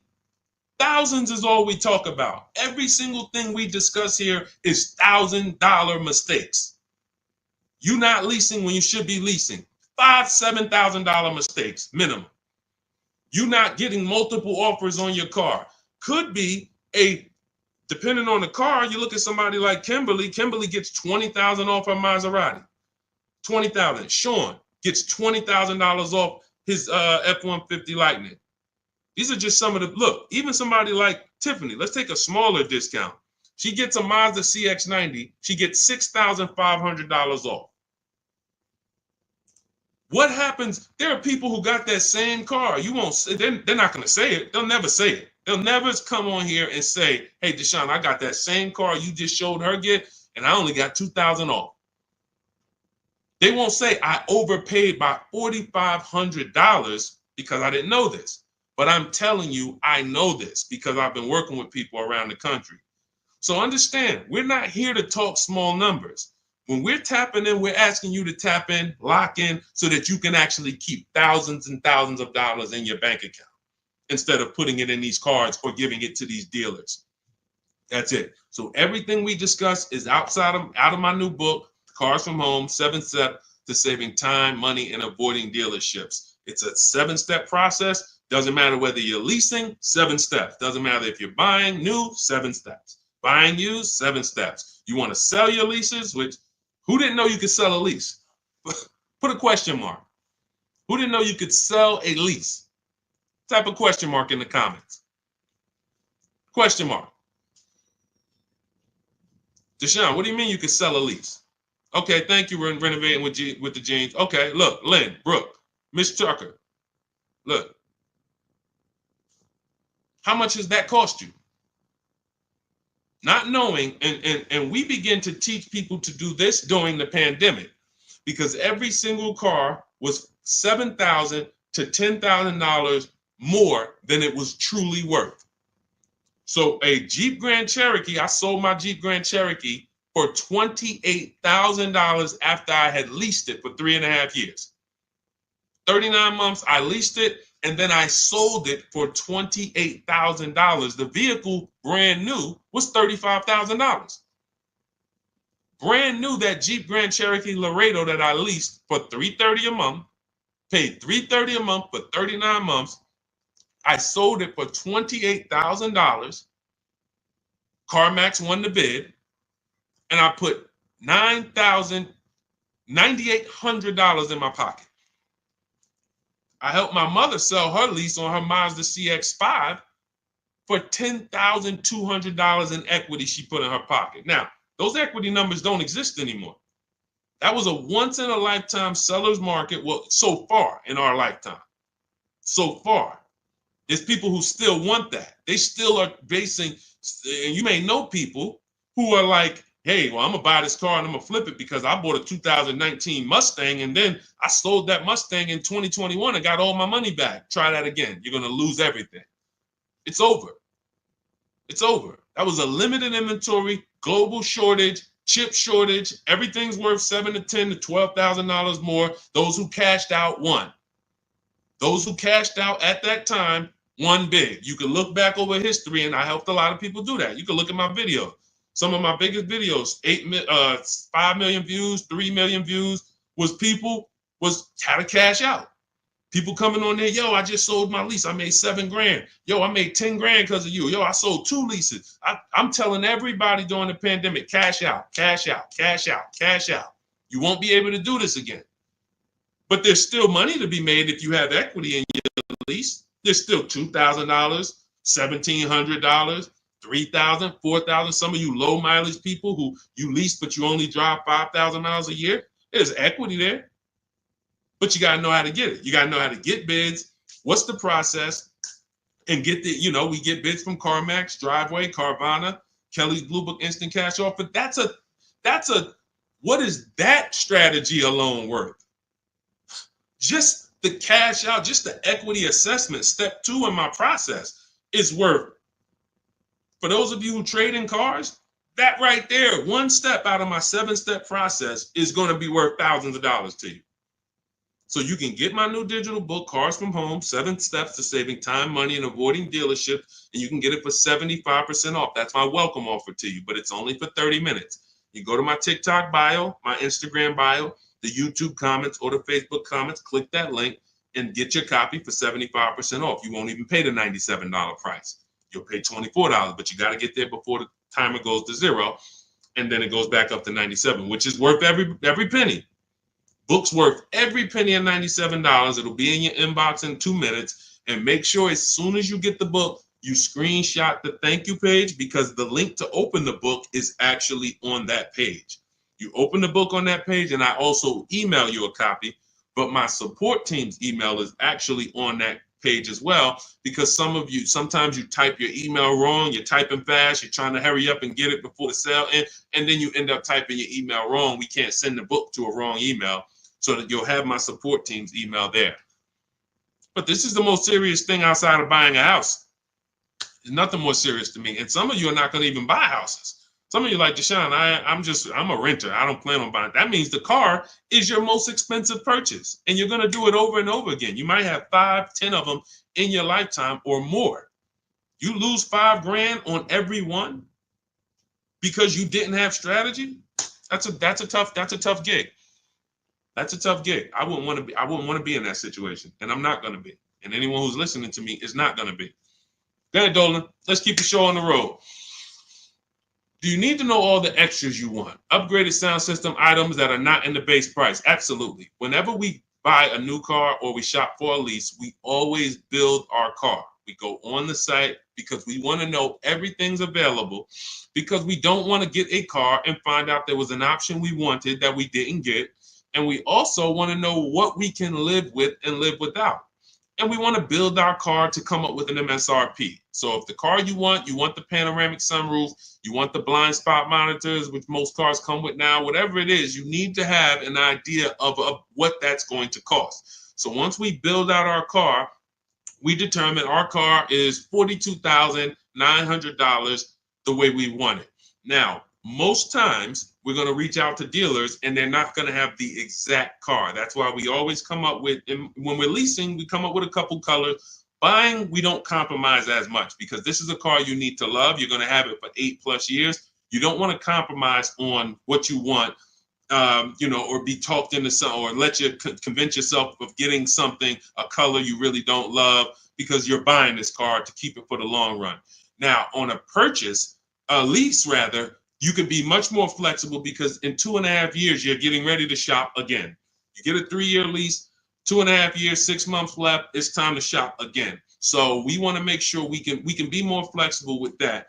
But yes, we want to know how much it's going to cost so that we can start to budget We always say with a lease, when we build out our car, we take 1.25% and we use that as a gauge of around about what it should cost. So if we're looking at a car that's 42,300, we multiply that by 0.125 and we say, okay, 528, that's a fair below market lease deal.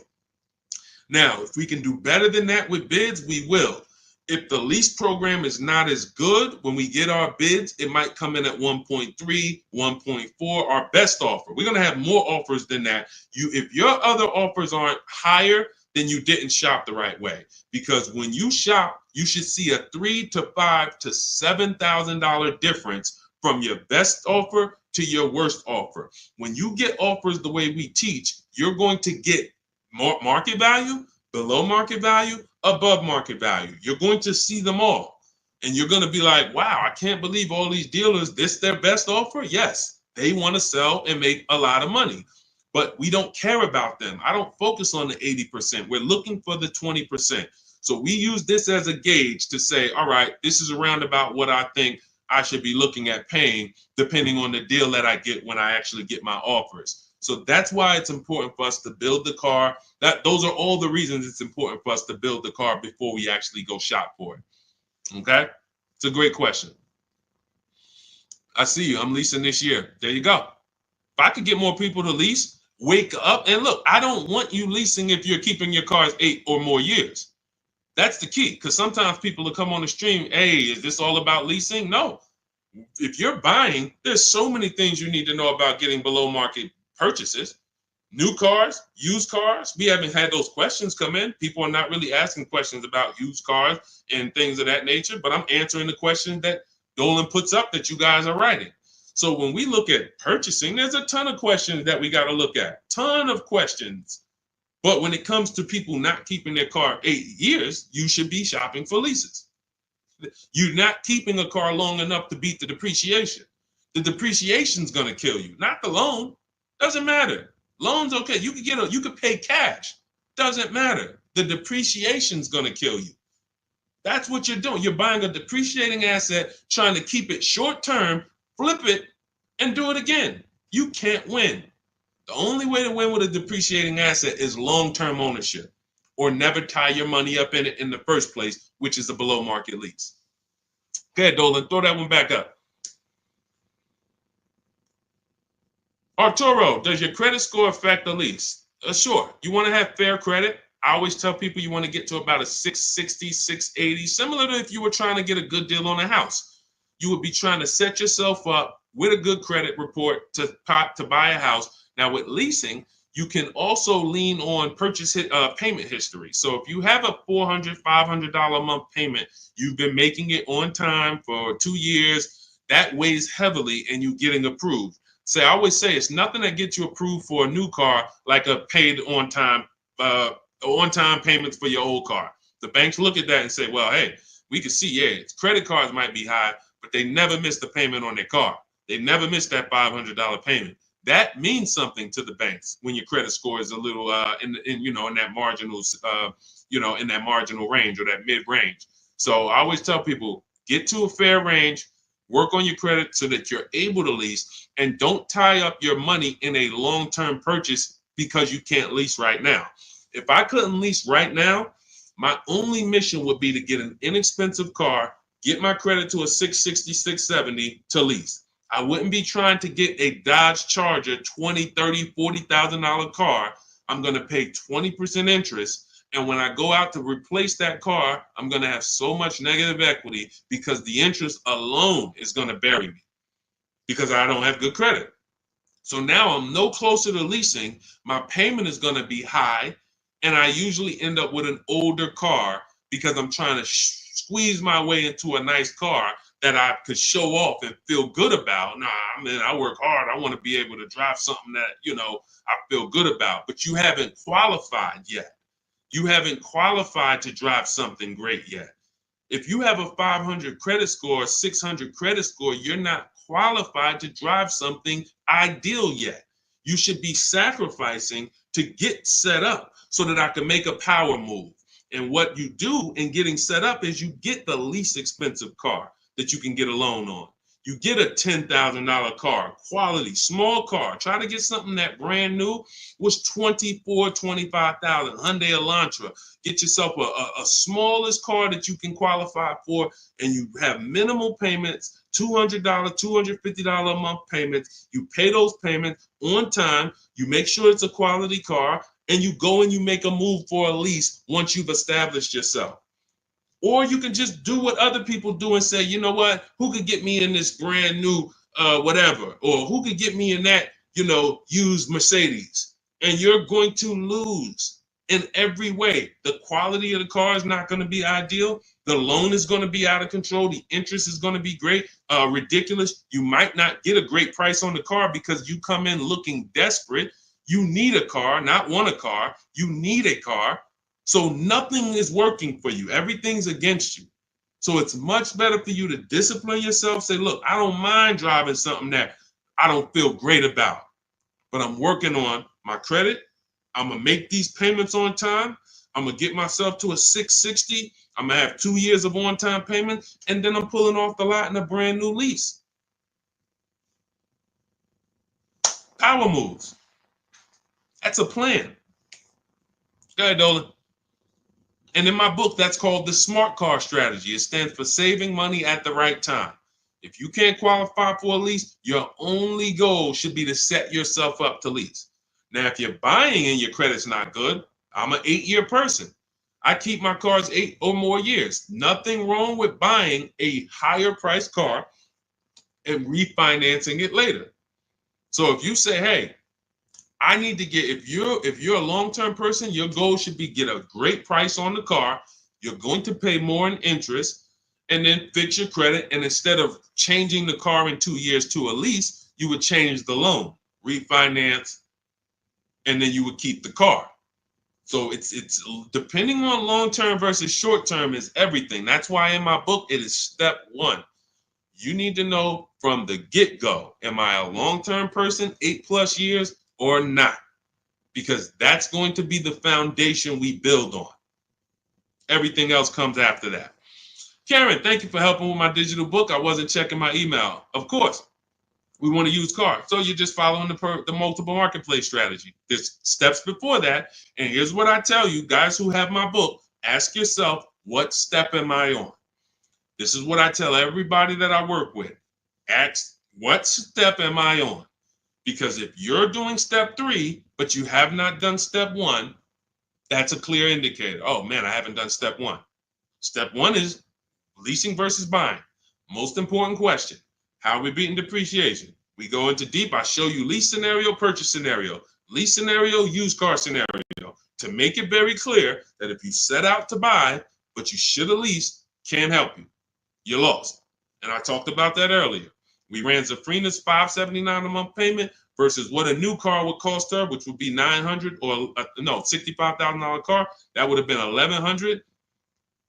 Or a used version was $800. So you can't compare that. If you go out and you get a great deal on a purchase and your payment's $700 a month, then that means that lease payment probably would have been $400 a month. There's no way to, how do I get out of this? You shouldn't have been in it. That's why this is step 1. So what was that question? What was that question? I don't even know how I got on that. Oh, you said I want a used car. Yeah. So so you want to ask yourself, where am I at in the process? Because we're not in the market until step 5. Step 5, we're in the market. That's when we're on our marketplaces, shopping, narrowing it down.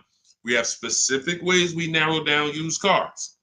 This is not just general information that you could find on social media and you Google it, how to buy a used car. Yeah, good luck. That stuff means nothing. Car salespeople are been watching those blog articles for years saying, okay, this is what they're coming to do. Don't tell them you have a trade-in. Okay, good. Stuff has been around for 20 years. What we're doing is we're narrowing it down when we get to step 5, based on title history, service records, accident history. Then we're narrowing it down and we're coming up with our top 5 choices, top 3 to top 5. Then we're verifying who has bogus fees, who put one price online that they're not going to honor. So all of these This is my top 5 list, but some of these might be fake prices. So we need to verify that. And then we're going to get the new car price to find out what the true discount was. How much was this vehicle brand new? When I bought my Infiniti truck, I narrowed it down to 4 choices. They were all white, between $30,000 and $32,000. Sounds similar. They're not. You're looking at 4 white Infiniti trucks between $30,000 and $32,000. Similar miles, all 2020s. They were 3 years old at the time. Looking at all 3, whoa, these vehicles look similar. Once I got the brand new price, I found out one of them was $46,000 brand new. The other one was $48,000 brand new. The other one was $52,000 brand new. And the one I ended up getting was $54,000 brand new. Big difference. See, so what seemingly was close was nowhere near close. The furthest apart was 54 to 46. It's an $8,000 difference between the least expensive one and the most expensive one. But without the brand new price, you don't know that. You're choosing the wrong vehicle, thinking, oh, I got a good deal. No, the good deal was that other one that you didn't pick because you didn't have the brand new price. So that's step 5. But we got plenty of things we do before that to verify the DNA of the vehicle, check the data. And look, let me be clear. It takes me 90 minutes to buy cars. I'm not putting a system together that takes days. I'm not going to do it. It's not necessary. Choosing your vehicle, that might take you days. Going and looking at cars, test driving, that might take you days. Deciding what you want. We call that shopping. That's a step in my book. Shopping, not buying. That's deciding what you want. But once you know what you want, 90 minutes. Now, first time you use our system, it might take you 2-3 hours because you're just learning. You're overthinking. Haven't trusted our process yet. That's normal. But once you see, wait, this is simple steps. I'm going to websites, putting information here, looking at this. This is stuff a high school kid would do. If I could teach a high school kid to buy a car, it'd be easier than some adults because they don't have to unlearn much. Adults, it's like, hey, but I don't have to go into the dealer. You know, hey, Deshone, I went into the dealer and this is what they said. Deshone, my dealer called me and they said this. Well, when did I tell you to talk to the dealer? I thought you were coming to use our system because you didn't want to talk to the dealers. Yeah, you're right. See, that's overthinking. Now, that doesn't mean you're going to lose because we got a lot. That's how a lot of people come. You're trained to do things one way. You have to unlearn that. But once you see what we do, you're like, man, I can do this again next time. It'll take me 2 hours. I get any car I want in the country, Bentley, Rolls Royce, Corolla. It's going to take me 90 minutes because I'm using the internet. We're emailing. You know, I'm not getting in my car and driving to a dealer. So that's what we need to focus on. I know you have the book. Make sure you're asking yourself, where am I in the process? Start with step 1, just check them off. Step 7 is delivery. So when you check off delivery, you're done. You got your car. All right. Everything that I'm teaching is in my new book. It's called Cars from Home. It's a digital book. It's called Cars from Home, 7 Steps to Saving Time, Money, and Avoiding Dealerships. You can get your copy for 75% off. It's part of my welcome offer. It's normally $97.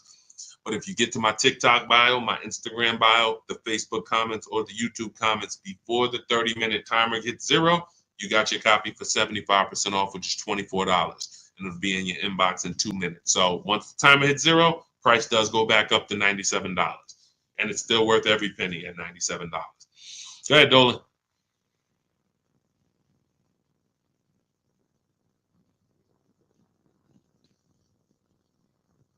Dolan, you there?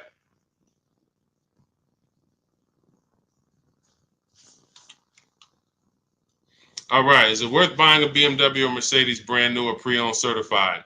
That's a matter of budget. As long as you're going to keep the car 8 years, the only difference between a new or used purchase is budget. And if you can afford both, now it's about your values. Do you want a new car because you only buy a new car every 10 years and you're like, man, I'm going to treat myself, I could afford it? Or do you want a pre-owned car because you're like, hey, I want to treat myself, but I could also take a 2 or 3 year old one and I'll be just fine with that. Now, what I always say, if you're going to buy something close to new, 1 or 2 years old, you need to shop the new market first because you might overspend for a 1 or 2 year old vehicle because you don't know what the new market is for a brand new one. So, example, Kimberly saves $20,000 off her Maserati. Sean saves $20,000 off his F-150. Milligan saves $27,000 off her Mercedes-Benz. So when you look at these vehicles, and I show these deals, if you're on YouTube, if you're on YouTube, that's Melissa. If you're on YouTube or Facebook or Instagram, you can see these. You zoom in here, you can see she saved $27,000 off her Mercedes. And some of these vehicles, even with these leases, you'll see people have saved 10 grand, 7 grand. Now, let's take the more dramatic discounts over 10 grand. If you can save over 10 grand on a brand new vehicle, then that means when you go buy a 1-year-old one, what should you be saving? If I know that the new market is 10 grand off, then for a 1-year-old one, I'm looking for about 18 grand off. I'm not looking for 15 grand off. 5 more thousand, I'll get a brand new one. So I need to know what the new market is to know what the used market should be. Now, this is once you get to 3 years old, you don't need to do this because 3-year-old vehicles, there's a lot of options because there's only 2 ways dealers get most cars. They're going to buy them off their customers or buy them from auction, or they're going to buy them after the lease. So 3 ways. Buy them after the lease. Most leases are 3 years. They're going to buy them from their customers. Most people don't trade their cars in 2 years. Or they're going to buy them from auction. And most people are not getting rid of their cars in 1 or 2 years. So you don't have a lot of options to choose from. You have limited competition. And when you have limited competition, you have a high chance of overpaying. But if I shop the brand new market and I see, wait a minute, on this car, brand new, I could get $20,000 off. Now, some of you might say, wow, if I could afford, I'll just get a brand new one.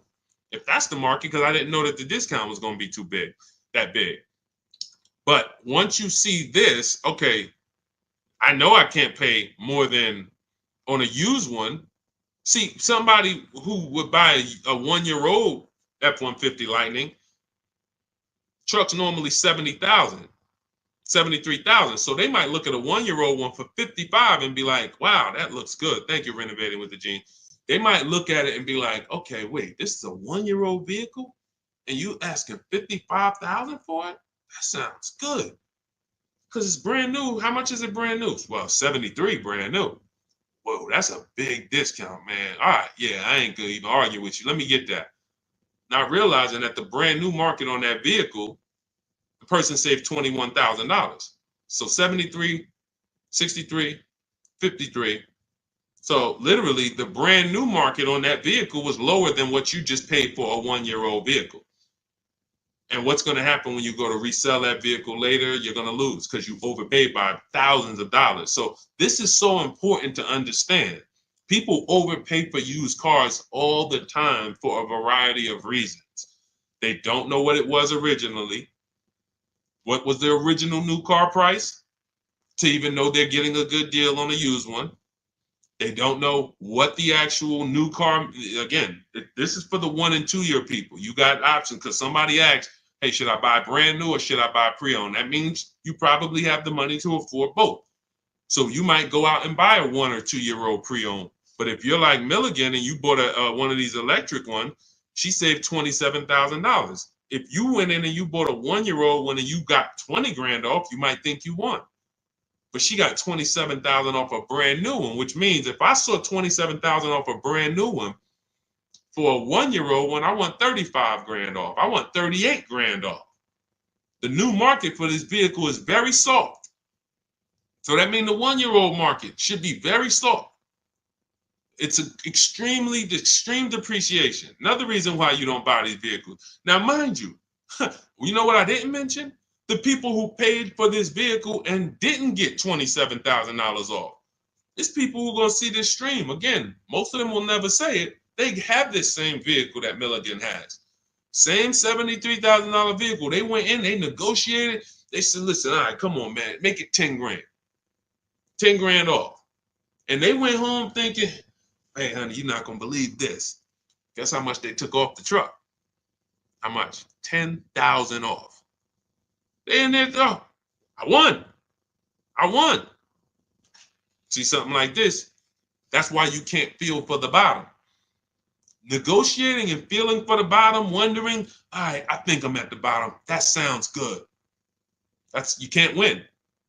In fact, I've showed you multiple ways you can lose huge like that, and people are losing like that.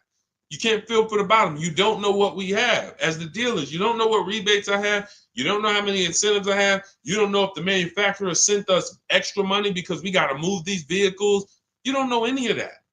You come in and asking for the invoice. All right, invoice on a $73,000 car, 6.5% markup. All right, invoice is 57, and a good salesman's gonna fight you for invoice. They're not gonna just lay down and give you invoice, even if they sitting on 20,000 in rebates. A good salesman is fighting for every dollar of the commission. So you've been, hey, how they gonna fight? They got 20 more thousand. You telling me they got 20,000 in rebates and they gonna fight me for 1,000? Yes, because it's perception. If they take off $10,000 for you in a heartbeat, you might think, wow, you took off 10,000 a little too fast. This is how salespeople are trained. So I'm telling you, the people who believe it, they're going to win. If you listen to me, you're going to win. If you don't listen, you're going to keep losing. And when I say losing, I mean, show me your car deals. Show me your car deals. That's all I care about. Sean, I'm going to do it my way. Okay, show me your car deals. DM me. Sean, I did it my way. How this look? All right, would you bet me $1,000? I can't find a better deal than this. Would you take the bet? I'm looking at your deal. You did it your way. Yeah, I went in. I negotiated this thing. Okay. Would you bet me $1,000 that I can't find a better deal than this? Oh nah, man. I don't think I want to take that bet. I know you don't, because you don't have confidence that you actually got the below market deal. You might have got the best price from that one dealer. I don't doubt that.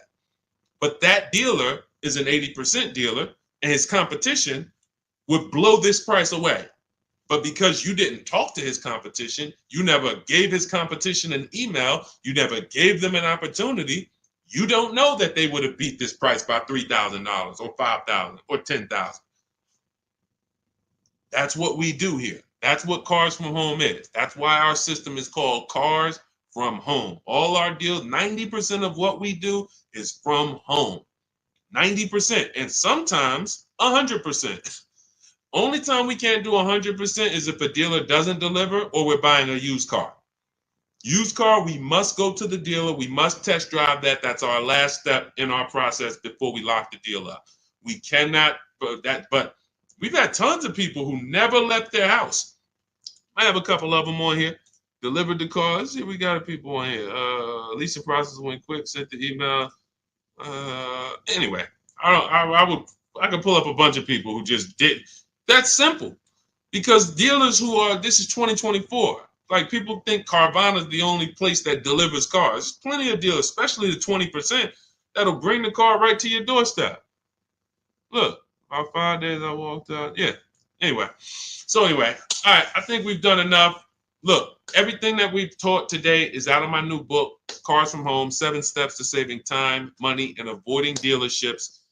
It's a 7-step process that I've developed over 14 years in the car business to buy, lease cars, below market value in 90 minutes. This does not take a lot of time. This is the easiest way. You don't have to be a great negotiator. You will stay at home where your power is, where you can put dealers against each other, put banks against each other. Thank you so much, Renovating with James. And you can employ competition. The same way you shop for everything else, competition, you can bring that to your car deals. And that's the only way you're going to get below market deals. And that's the only way you're going to start to enjoy car shopping. When you're at home and tons of dealers and banks are actually competing for your business, you actually enjoy that.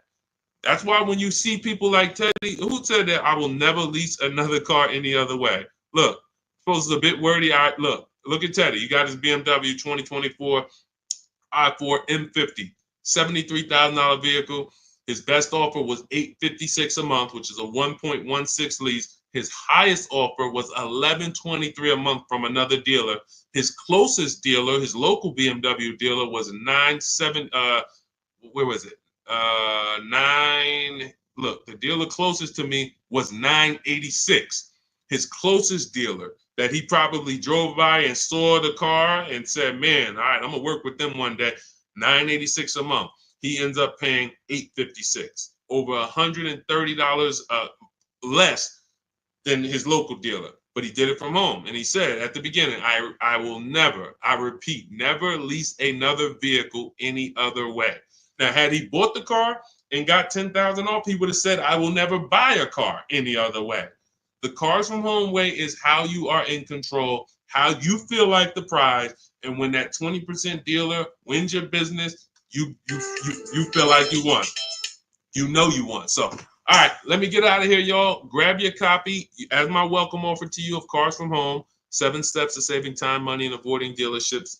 30 minutes only. You can get it for 75% off, which so you won't pay the normal $97. In my TikTok bio, my Instagram bio, click the picture of me, the YouTube link, or the Facebook link, and grab your copy. As long as you get there before the 30 minutes is up, you got it for $24, and you'll have everything step by step. You don't have to remember any of the things we've spoken about over the last hour, 15 minutes. You don't have to remember them because you will have the blueprint step by step. Leasing step by step, buying step by step, selling leases, selling your cars. We never trade cars, getting out of negative equity.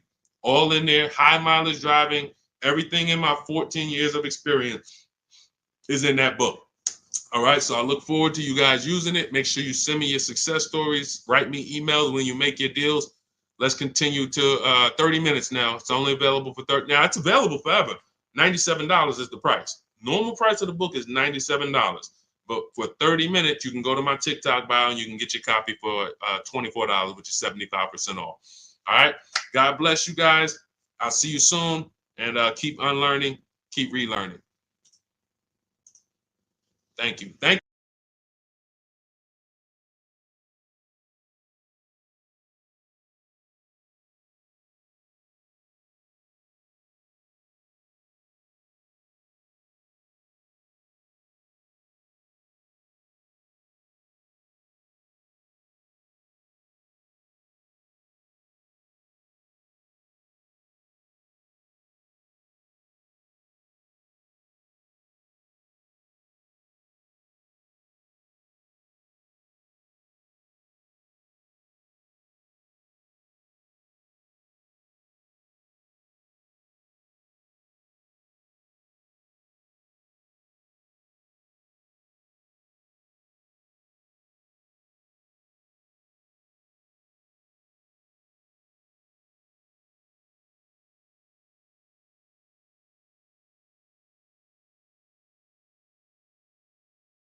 Cynthia Page, good to see you.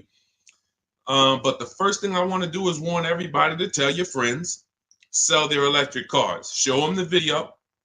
Show them why. Because this guy just said to me, no, I really think electric cars are always going to have their place. What's going on? Good to see you, Isaac. I appreciate you. And could everyone share this broadcast if you're a sharer? I realize everyone's not a sharer, but to the sharers, could you share this broadcast? Shout out to you.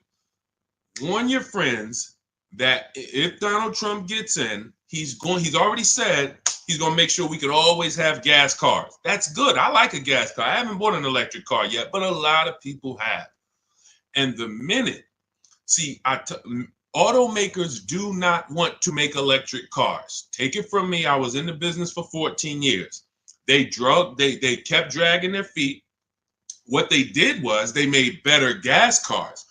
Who remembers the V8 engines? Rest in peace. If you remember the V8 engines, type me. Who remembers the V8 engines? Type V8 if you remember when literally we had V8 engines up and down the road, vroom, vroom, vroom, 400, 500 horsepower engines. Those are a thing of the past for the most part. Why? Because automakers in the last 10 years started using turbochargers. You understand, Just Money? You understand? Started building turbochargers. And what they started doing was saying we can actually make vehicles that are not as hard on the environment. They also will produce similar horsepower and more torque. And we don't have to worry about having these issues with emissions and things of that nature. So they were taking steps to be more economic, more fuel efficient, and better for the environment. Now here comes the mandate to make half of the new cars electric by 2030. It started out as 2035. I don't know when it moved to 2030. The point is, 17 million new cars are sold a year. So 17 million new cars sold a year. That's a lot of cars to try to produce electric cars. That's why we got fires. I just asked Joseph Tepte. He saw the video. Who saw the video of the Tesla burning up the guy's house a couple days ago? Charging in his garage, whole house burns down. Why don't they want to make these cars? Too much liability. Too much liability. If they can escape that, they'd love it. They'd love to go back to 2019, not worrying. Let's just make some hybrids and let's make some fuel-efficient cars with turbochargers and things of that nature. What does that do for electric cars? The minute Donald Trump gets in, he announces gas cars are here to stay. Don't worry about it. Everyone's electric cars are going to be worthless. Your electric car that was worth 30 is going to be worth 20. You're going to lose 10 grand one day. Legislation changes things. Legislation affects the market. So my mission before Election Day is to get you to sell your cars. And if you're watching this as a rebroadcast, sell your car. Sell your electric car. Get into a gas car if you own your electric car. Go to CarMax, Driveway, Carvana, KBB Instant Cash Offer, AutoNation, and Car Gurus. Get your 6 cash offers. Sell these cars. You won't be able to. You will not be able to. You're going to be so far underwater. The market's going to be so soft. It's already soft. Google Tesla depreciation. See, I don't want to tell you guys something. Keep typing your questions. We're going to get to the question, but this is a warning, and most people are not going to take it. Most people, just like when I warned people in 2022, do not go out and buy these overpriced cars. Learn to shop so that you're not buying used cars that are going to be worth half because they were selling them all through the pandemic. 80% of dealers were selling used cars that were just 10, 20 grand more than what they should have been selling for. I told them, don't buy these cars, shop around. Now what we got? Thousands of people around the country who are $20,000 upside down, can't get out. I realize though, but if I could help 10 people, if 10 people say, Deshone, you know what? My man told me, he sent me your video. I sold my Mach, whatever it is, Ford Mach. I got out of that thing right before. I'm glad. If we can help a couple people, God bless us. Sell your electric cars. You won't be able to very soon. And if you're going to keep them till the wheels fall off, then it doesn't matter. If you're going to keep it till the wheels fall off, it doesn't matter. But if you're planning on replacing this thing in 2, 3, 4 years, sell now, immediately. Get out of it right now. All right. Let's go. All right, we got a couple questions. We're live on Instagram, Facebook, YouTube, and TikTok. And, we'll be live for probably at least 45 minutes answering all types of questions. For those of you who don't know me, I'm known as Deshone, the auto advisor. I spent 14 years in the car business. Now what I do is show you how to make dealers bid for your business. Every dealer has a different price. All cars are cookie cutter. No matter how much you like a car, there's 100 of them in this country at minimum. Even the most rare cars, Bentleys, you have 20, 30 of them around the country that you can shop around so that you can see. But if you use online tools like the tactics I'm going to tell you in this live, you will save thousands of dollars. You'll get below market deals on leases, new cars, purchases very, very easily. Very easily. All right. So feel free to ask your questions. Let's get to it. I see we got a couple that came from TikTok. Dolan, you want to bring the first one up? All right, let's go. I drive a lot of miles. Is it worth it to get a leased vehicle? That's a great question. If you're a short-term person, if you're keeping your cars till the wheels fall off, no. If you drive 25,000 miles a year, but you're keeping that thing for 10 years, that's only 250,000 miles. You get a Honda, Toyota, there's several cars that will go 250,000 miles. No need to think about leasing. It's all up to if you're going to keep it 8+ years. You do not need to. Who keeps their cars on average more than 8 years? Type me. If you keep your and listen, some of you who are new here, you may not know how we do here. We use our keyboard. Listen, I know there's lives where you just sit back and you watch the person's telling jokes or just talking. We dialogue here because this is a finance channel, so we spend a time dialoguing. So stay close to your keyboard. That's how you're going to get the most out of what we're doing, and that's how you're going to save the thousands of dollars on your car. Okay, I see you, Alton. All right, I see you, Amanda. Okay, if you keep your car more than 8 years, Don't think about leasing. If someone in your house is keeping their car more than 8 years, they should not think about leasing. Doesn't matter how much they drive. Just get a quality vehicle, get a below market price, keep it long term. You're going to win. If you're not keeping it more than 8 years and you are putting high mileage on your car, you are losing more than anyone because your car is worth less depending on how much you drive. Let's just say you got a car that's worth 30,000 today. You drive average miles. Average miles. What's the car worth in a year? Throw some numbers out, y'all. Throw some numbers out. $30,000 car. You drive at average miles. What is it worth in a year? What does that car depreciate in a year? From 30,000 today, what is it worth next year? Throw a number out. Okay, Amanda, 19. That's fair. That's a little steep, but 18. Okay. Somebody said 10,000. Man, what kind of car you buy? Listen, that's how electric cars are about to depreciate. It's so funny. That's how electric cars are about to be. They're going to be worthless. The investment in the infrastructure isn't worth it. Okay, so now let's just say you have a $30,000 car. You drive it 40,000 miles in 1 year. 40,000 miles. Isn't it worth a whole lot less? Yes. So depreciation is what you're thinking about when you're considering when to lease. And what I teach people, this is step one, is if you're not keeping your car 8 years, you're not going to keep it long enough to beat the depreciation. The depreciation is going to kill you. Now, cash buyers understand. All my cash buyers type dollar signs. Dollar signs. Cash buyers understand because they buy a vehicle. If they went to replace it in 3 years, they see what it's worth. They know what they put in. They know what they're getting back. And they're like, oh, this doesn't make sense. Payment buyers, they don't. Because all you really care about is payment. So they manipulate payments on you, stretch the loan out, 6-year loan, 7-year loan. You don't see how much you lost, and that's why you think you won. But in depreciation, cash buyers will always see how much their vehicle has depreciated. So how do we avoid it? Below market leases. In the short term, if you are not keeping your car long enough to let the depreciation cool off, then you should be shopping for a below market lease. Now, let me show you what a below market lease looks like because you may have never seen one. I'm sure you've seen lease commercials, 3,000 down, 4,000 down, plus tax, all of this. But this is what a below market lease looks like. You take, let me do an average vehicle. Let's take Raphael. This is a Jeep Grand Cherokee. Pretty popular vehicle, common vehicle. 45,000, let's call it a $46,000 vehicle.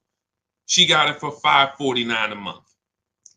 1.19% of the MSRP, no money down. She gave him her first month's payment. She drove out of there. That's a below market lease. Let me show you another one. Look, India. She got a new Hyundai Sonata Elantra. 2024 Hyundai Elantra Limited. 36 months, $365 a month, no money down. That's a below market lease. So the key, there's 3 prices, whether you buy or lease. There's 3 prices you can pay. Market value, that's for negotiators. They're going to feel for the bottom. They're going to try to get to the bottom, but they won't ever know the bottom. So they're going to pay market value. Above market value is for people who just can't negotiate at all. You just kind of close your eyes and can't wait to get it over with. And then below market value. Now, how do we get below market leases and purchases? Competition. Very simple. Competition. Putting dealers against each other, buying cars like we buy TVs on Amazon, multiple offers, multiple options while we sit at home and let people bid and compete for us. That is below market shopping. Now, that's everything I teach in my new digital book. It's called Cars from Home, 7 Steps to Saving Time, Money, and Avoiding Dealerships. It's already 5-star rated. You can Google it. You can get a copy of it as part of my welcome offer for 75% off. It's normally $97, worth every penny. You can see all the reviews. But if you get to my TikTok bio, my Instagram bio, the YouTube comments or the Facebook comments before 30 minutes is up, you can get yours for $24. That's 75% off. So you go activate your link, click the link in those bios or in the comments, and you can get a copy for 75% off. And you'll have everything I teach in a step-by-step way to getting these deals. But for sure, to just sum up your question and keep typing your questions, everyone, we'll get to as many as we can. If you're not keeping your car 8 years, you should be shopping for a below market lease, no matter how much you drive. Only caveat is if you're doing Uber or something where you can't predict your miles, the more miles you drive, the more money you made. That's a different structure. But it's just if you're in a sales job or you're a realtor, no question about it. Leasing is for people not keeping cars 8 years, as long as you get a below market lease. Go ahead, Dolan. Next question. I see y'all running up the likes on TikTok. Shout out to everybody double tapping the screen. Let's go. Every time you hear something you like, if y'all keep double tapping the screen, y'all keep running those likes up. We appreciate you.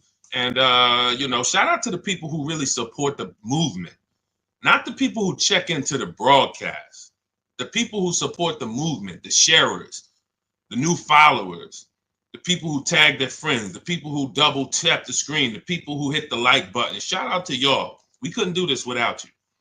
We appreciate you. Banana phone, 10,000 down, 725 credit. What car should I get? It's a lot of them out there, man. Pick one that you like. And first things first, decide how are you already have the credit to buy or lease. I would really consider, see, that 10 grand down is how people, that car, if you don't buy a car right, which means you lease it, you buy it, but you should have leased, that 10,000 is going to be absorbed into that car. It's literally going to be sucked from your bank account into the car. You're not getting it back. You're not getting it back. So I'll give you an example. If we look at Zafrina got a $65,000 vehicle. No, that's Teddy. Let's use Teddy. $73,000 BMW he got. He put no money down. His payment's $856 a month. He used our system. We contact 25 dealers. Now you can do it your way. You want to call around, talk to managers, get offers. That's fine. I just recommend you get at least 5 offers. Because what we've seen, I've seen this, been in the industry 14 years. I've been helping people online for more than 3 years now, all around the country. 4 out of 5 dealers are overpriced. So once you get your offers, you need to get at least 5 for you to get the below market offer. But now he comes and he gets $856 a month, no money down. His highest offer was $1123 a month out of all the offers he got. He said he got 10 offers from home. That's why our system is called Cars from Home. We don't need to be in dealers to get below market deals. So if he had bought this vehicle, even if they gave him a big discount, instead of 73, let's say he got it for 63. Let's say he got 10,000 off. Let's round it up to 65, even though the taxes would be more than that. Let's round it up to 65. Every $5,000, I need my people who know this to get ready to type this. Every $5,000 that you borrow on a loan is about how much per month? Every $5,000 that you borrow on a loan, and I'm going to hop on Instagram because I want to see these comments. Thank you, Anthony Austin. Shout out to the people who tapped in. So check this out. If it's $100, it's $100 per month. So now, even if they got a new car, a big discount, $65,000, he's paying $1,300 a month. He's leasing it for $856 a month. So you can't make that make sense. There's a saying, it's taken off the last couple of years that math is not mathing. If I'm driving the same BMW as you and I'm paying $856, you're paying $1,300, you lost. Can we agree? Agree? Can we type agreed? If 2 people are driving the exact same car out the dealership, one's paying $856, no money down. One's paying $1,300, no money down. Can we agree to $1,300 loss? Can we agree? Agree, right? Okay, so this is deal structure. This is deal structure. Now, mind you, think of the scenario I just used. $73,000 vehicle. He got $10,000 off of it. That would be a good discount. I think anybody would feel good if that was the below market offer on a BMW, 10 grand off. I think anyone would feel good, man. I saved 10 grand off this thing, but you still lost. You're paying $1,300 a month for 5 years. This person paying $856 a month because you structured your deal incorrectly. You put it on the wrong foundation. Now, if you're going to keep the BMW till the wheels fall off, then buy it. Pay the $1,300, pay the thing off, and then you got a BMW that's paid off. You can keep it for 8, 9, 10 years. If that's the strategy, forget about leasing. But if you're not keeping it 8 years, you lost. So the biggest thing, Banana Phone, before you think about, oh, let me go get a car, I got great credit and I got 10 grand down, you're going to walk into a dealer, they're going to see you just like blood and sharks looking at blood coming to the ocean. Hey, look at this guy. And you got 10 grand? I want to get all of it. I'm going to get everything out of your bank account I can in the shortest amount of time I can. So instead of you doing that, you slow down. Decide, am I keeping this next car 8 years? If not, I should be shopping for a below market lease on whatever I want. And take the time to go look at cars. Take the time to go look at cars. Go test drive cars. You're about to go spend, you're about to make a 5-figure decision. Don't make that decision in a rush. Who'll go into the mall and let them rush them? I wish I would go into the mall to spend $30,000 and they rushing me. Hey, we close in a couple, come on now. So, that's why we're different. You go and test drive these cars. The only thing you want to do on our test drive process is test drive and leave. Get the card. Thanks a lot. Leave. Thank you. Leave. We never talk numbers in the dealership.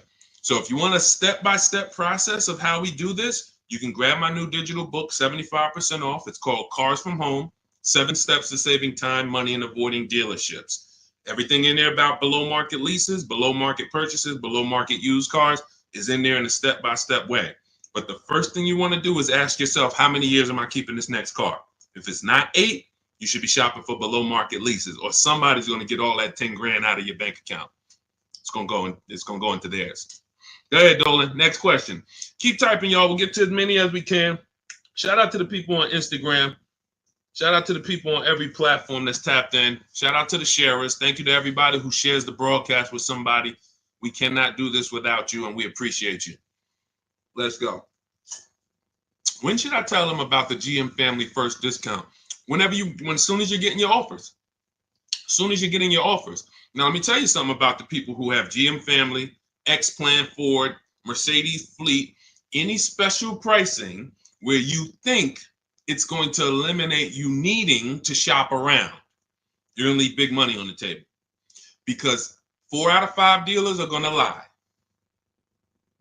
That's just what we know. Not just because I'm not saying that because I was in the business. I'm saying that because I have people all around the country who we shop together. So we have real-time data to show 4 out of 5 dealers on average is going to lie. They're not going to give you the GM price. If they give you the GM price, they're not going to give you any rebates they may have because they'll love for you to come in. That's why when you come in and say, hey, get me to the invoice price, we got a deal. Love it. You didn't know I got $3,000 in rebates. Just get them the invoice price, show them the invoice, write it up, deliver the car. Love it. So what you need to do is you need to shop around, get multiple offers, tell everyone who you're getting an offer from, you're a GM supplier or GM family, and then look at the offers while they're in front of you, while you're at home. Because you cannot depend on someone to say, here's the GM price. What other offers? What if there's $5,000 rebates? What if there's $1,000? They're not, if you didn't ask for that, they're not going to volunteer it. So when you're at home, you sit down, we contact 25 dealers. In my book, I have a system where I teach you how to go online, contact 25 dealers in 20 minutes using my email scripts, and you're going to get 5 offers in about 48 hours. It's constant. It's a system. It's the McDonald's system of car buying. Now, if you want to do it your way, you call around. What I'm telling you is get 5 offers because that's the only way you're going to prove to yourself that dealers are overpriced and you need to get 5 offers. See, like we said about Teddy's deal, his best offer on his BMW is $856. His worst offer is $1,100 plus. That was a dealership consciously wrote, hey, Teddy, that's our best offer, man. $1,100 plus a month, which means they ain't worried about selling that car to Teddy. Somebody else walks into the dealership and wants that BMW, they're going to sell it to them for $1,100. They'd rather not sell it to Teddy because they know someone's going to pay us $1,100 for this BMW. Unfortunately, some person who doesn't know what they're doing, they'll call him a sucker. Some sucker's going to come in here and pay this. This is our price. We don't care if Teddy doesn't want to take it. No problem. Someone else is going to pay it. So this is why we must shop around, because you don't know if you're dealing with what we call an 80% dealer, which are overpriced, no matter how much you negotiate, or are you dealing with a 20% dealer? The only way we know that is by looking at all their offers, getting at least 5, and then picking the below market offer. Okay?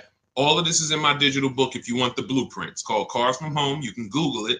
7 steps of saving time, money, and avoiding dealerships. It's already 5-star rated. Thank you to everyone who's reviewed it. And as part of my welcome offer, you can get yours for 75% off. In my TikTok bio, click that link, the Instagram bio, the YouTube comments, or the Facebook comments, and you'll have it in your inbox in about 2-3 minutes. You'll have a permanent blueprint for how to get these below market deals from home. You won't be spending more than 20-30 minutes in a car dealership. And we never talk numbers in a dealership, ever, ever. Never talk numbers. You need to have a deal by the time you get to the dealership. If you're talking numbers, trying to get a deal in the dealership, that's never what we teach. We never do it. You have no leverage there. The car dealer has all the leverage, and you're emotional. No matter how much you try not to be emotional, the car is next to you, it's outside, you're emotional, and that's all going to work against you. Go ahead, Dolan. Keep typing your questions, y'all. We'll get to as many as we can. What is a below market lease? 3 prices. Above market value, below market value, market value. What are average people paying? That's not a deal.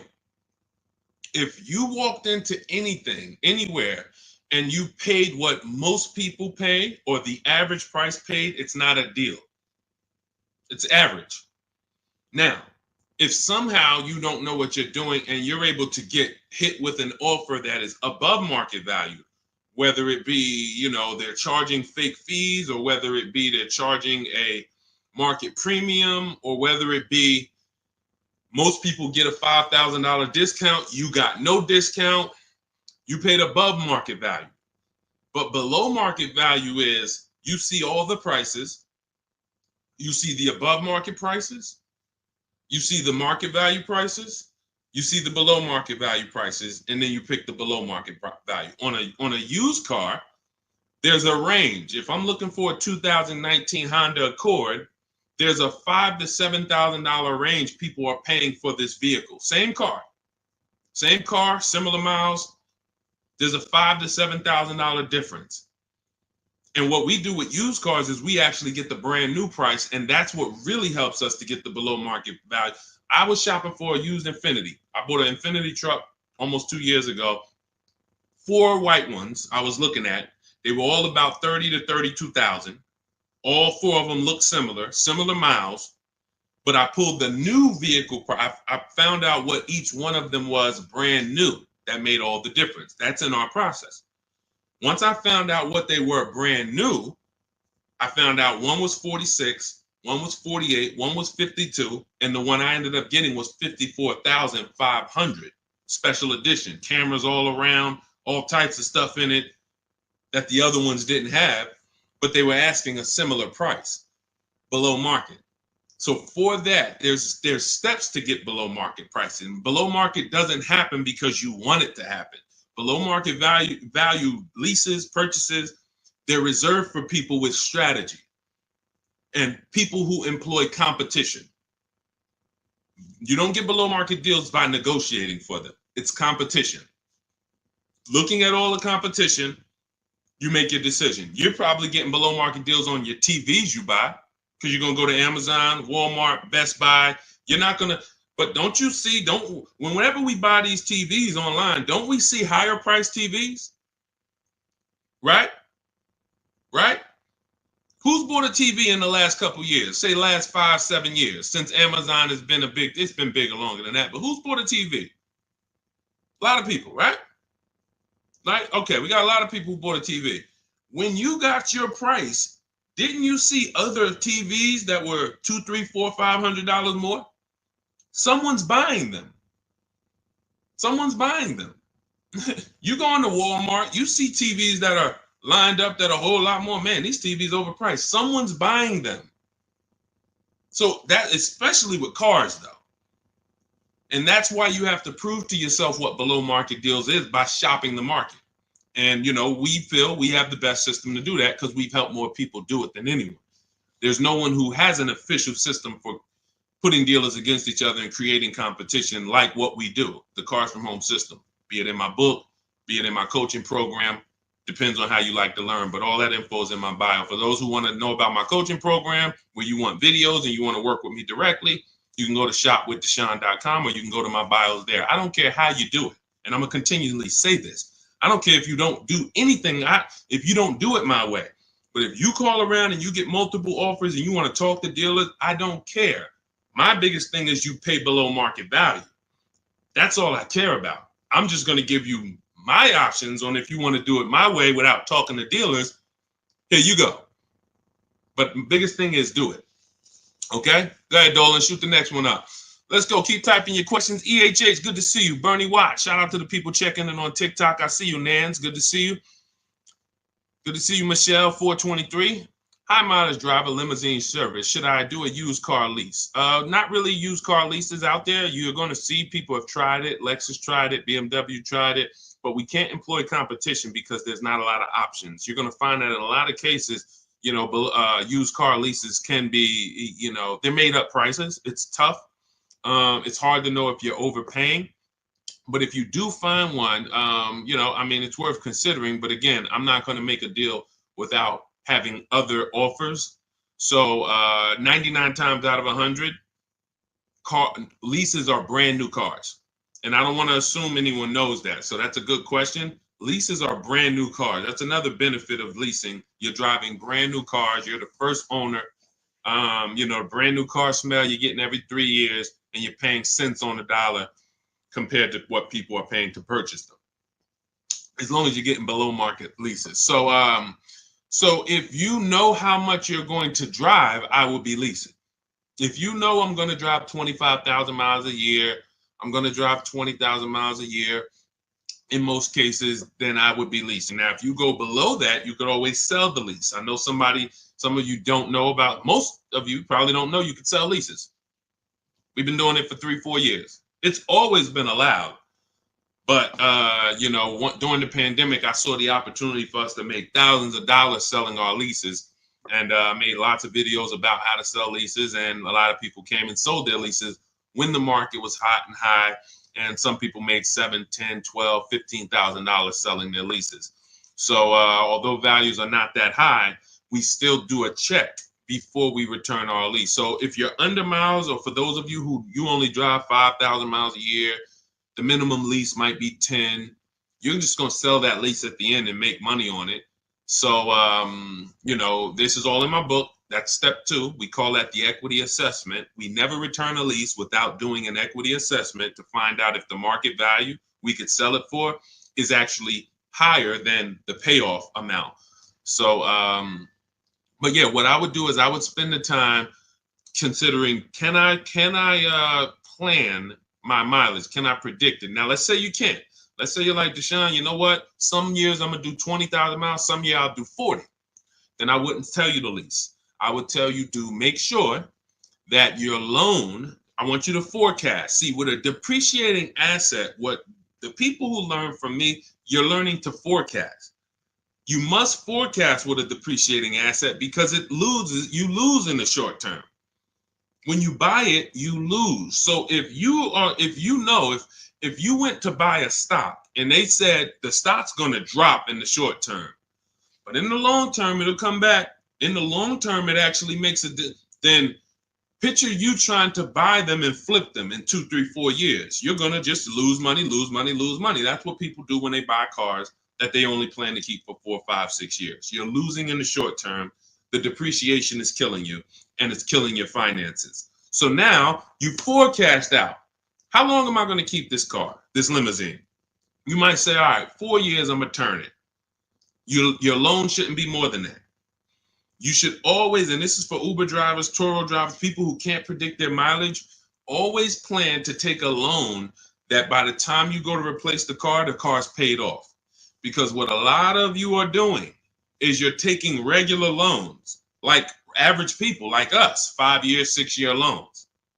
But you're not an average person. You're running a business.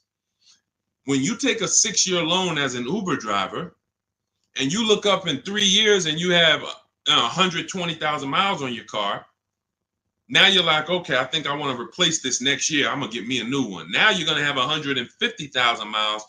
Problem is your loan is still $10, $12, $15,000 that you're going to owe. So you pushed your losses to the back. You looked at the monthly payment. If you'd have just took a 2-year shorter loan, 4-year loan instead, yeah, but the payment's going to be $700 instead of $500. Okay, $200 more a month, but 4 years you have no negative equity. Not only do you not have negative equity, you got an asset that you could probably sell for $5,000, $6,000. Instead of, oh man, all right, yeah, my payment was $200 a month less, but then when I go to replace the car, I got 15,000 negative equity. So you're jumping over dollars to keep the pennies. That's what you're doing. So your loan should match the time where you're going to replace your inventory. Okay? Good rule of thumb. Go ahead, Dolan. Next question. Carla, thank you for sharing. I see you. Shout out to the sharers. Shout out to everybody running the likes up on TikTok. Appreciate y'all. It's just good. I just want to show my appreciation to the people who help move this broadcast forward and help us spread this message. We can't do it without you. That's all I want to just say. Go ahead. Matthew Williams, when buying a vehicle, is your credit score taking a hit? And how often are they checking your credit? So we teach something called the bank bidding war. In my book, when you get my book, you get the bank bidding war blueprint because I haven't added it to my book yet. I see you, Pool73 on Instagram. We got you. Make sure you pull Pool's question in. Dolan, shout out to the people on Instagram. When buying a vehicle, is your credit score taking a hit and how often are they checking your credit? We use something called the bank bidding war. The credit bureaus allow you to actually have multiple banks and credit unions access your credit with a hard pull within a small window of time.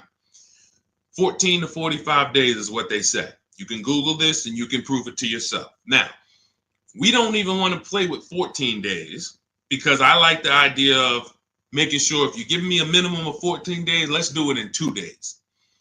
Now, they're going to allow you to have multiple people access your credit because they consider that rate shopping. If you're going to get a loan, rate shopping is, I'm going to give Bank of America a chance, credit unions a chance, I'm going to give the dealers, banks a chance, but it has to be within a small period of time. And you cannot go from this dealer, here, run my credit, and then go to this dealer, run my credit. That's not rate shopping. That's car shopping. This dealer here is running your credit, that dealer's running your credit, you're going to get banged out. So what we do is we don't let anyone run our credit until after we've already found the car. See, because the banks don't want you shopping. And my goal is to get you to understand the banks are not your friend. You may think the bank, oh, this is my bank, I've been working with them. Listen, they're not your friend. If they weren't making money on you, they wouldn't be doing business with you. So the money in loans is so big. There's so much money in loans. It's amazing. Why do you think banks are rich? Like, why do you think banks are in the banking business? They don't sell cars, they sell money. So what you want to do is realize that if banks don't want me to shop around, what are they going to start doing to keep me from shopping around? Well, they're going to give me a hard credit pull to get a pre-approval. Who's seen that? Hard credit pull to get a pre-approval. Stay by your keyboard, y'all. Remember, new people, we dialogue here. This is what we do. So you got to stay by your keyboard if you want to get the most out of what we do here. Hard credit pull, pre-approval, it's trash. Because now they've actually pulled your credit with a hard pull. The minute they pull your credit, they start the window of the rate shopping window is open. So that means you only have a certain period of time to have anyone else access your credit before that window closes. And those hard, that, if your credit score is going to drop 10 points for that hard credit pull or 8 points, whatever it is, If you do it again outside of that window, it's going to drop again. So we don't ever do hard credit pulls for pre-approvals. We always need to get a pre-approval with a soft credit pull if it's available. If not, then we use a tool. In my book, I have a calculator I created. It's called the Perfect Budget Calculator. By the way, in that book, I have 5 calculators I created. You can't find them on Google. That alone is worth the price of the book. Different calculators. We counter dealerships with. We buy used cars. You get to a part and you're like, wow, I've never seen a calculator like this. Yeah, because we invented it. So we use the Perfect Budget Calculator. We take the average rate in the market and we budget. The budgeting tool actually tells you exactly what you can spend on a car, gives you multiple goals, so you're always below your maximum, and then you go shop. Because the only purpose for a pre-approval is budgeting. That's it. Just like, we got homeowners on here, right? You own a home? You own a home? Type yes. Homeowner. The only purpose for the pre-qualification is to see what you can afford, right? That's all we need the pre-approval for. So that's why I created the Perfect Budget Calculator, so that you can actually use it. It creates the budget and then you move. I see you, AdWash. Yeah, that's the purpose. So we don't need the loan until we find the car. Just like with the house, I don't need the loan until I find the house. What I need is a pre-approval or a pre-qualification so I can budget. Then I go shop. Once we find the house, or find the car rather, that's when we now come home, we bring that paperwork home, and we let all these banks and credit unions bid, and we compete and let them compete. This person's going to give you 7%. This person's going to give you 5.9%. This person's going to give you 9%. And all of these people are going to compete, and then we let the dealers compete, and we see who wins. We never pick anyone to do our business with until they win a bid. That is the Cars from Home system. Whenever we are buying, that's how we guarantee below market offers, because someone won the bid. You were competing against all these people to get my business, and you won. You were competing to buy my old car, you won. That's how we do. So that's the bank bidding war. You find your car, then you come home, call your bank, your credit union, online dealers, online bank. You let them compete. So when you get my book, you get the bank bidding war blueprint. If you want me to spell this out step by step for you, where those of you who are financing, you'll have 3 rounds of the bank bidding war blueprint. The bank bidding war to make banks compete at various stages, because there's a lot of money and interest. So this is all in my new digital book, Cars from Home, 7 Steps to Saving Time, Money, and Avoiding Dealerships. It's normally $97, but you can get yours for 75% off as part of my welcome offer for 30 minutes only. Go to my TikTok bio, Instagram bio, YouTube comments, or Facebook comments. Click those links. Activate your 75% off. The book is digital, so it'll be in your inbox by the time we end this stream, and you'll have everything I teach step by step. You can use it for, over and over and over again. 2, 3, 4, 5 cars. You'll still be saving money from the same $24 book if you get there before the 30 minutes is up. All right. And make sure you screenshot the thank you page, because some of you type your email wrong. You might be, yo, man, I'm trying to hurry up and get this deal. You don't realize you typed your email wrong, and I can't email a book to the wrong email. So screenshot that page so you'll have my support team's email, just in case that book isn't there in 5-10 minutes. Just email my team. Go ahead, Dolan. Next question. Oh, no, pull my man Pulling from Instagram. Did you see him? We got Ingrid too. It's a lot of people on Instagram, so we're gonna try to get to questions from every platform. Pooh, do you ever advise buying the lease at the end because you went way over miles originally allowed? Great question. No, I'm gonna tell you why. The moment you lease your vehicle, your contract says what you should bring the vehicle back with in terms of miles. Let's say average is 36,000 miles, 12,000 per year. They have a buyout price based on that, a residual value based on that. So that means at 36,000 miles, they already know this is what we plan to sell the vehicle for on the market when he brings it back. Let's just call it 18,000. Now, 18,000 is based on 36,000 miles. It may not be a good price. That's why before we actually buy our lease, we always do a market comparison. Is the price I'm going to buy my lease for even a below market price? If I could go get a used car that is similar miles, similar condition, similar features, but I can get it for 2, 3, 4,000 less, then my lease buyout price is overpriced. It's over market. So that's step one. We have to do a market assessment before we even consider buying the lease. But here's the bigger thing about going over miles. Just because you put 20 more thousand miles on it, that purchase price of 18,000 is still based on 36,000 miles. So you got now 60,000 miles. You're going to pay the same 18. You can't go to them and say, well, I got 60,000 miles. Can you lower that to like 14? No.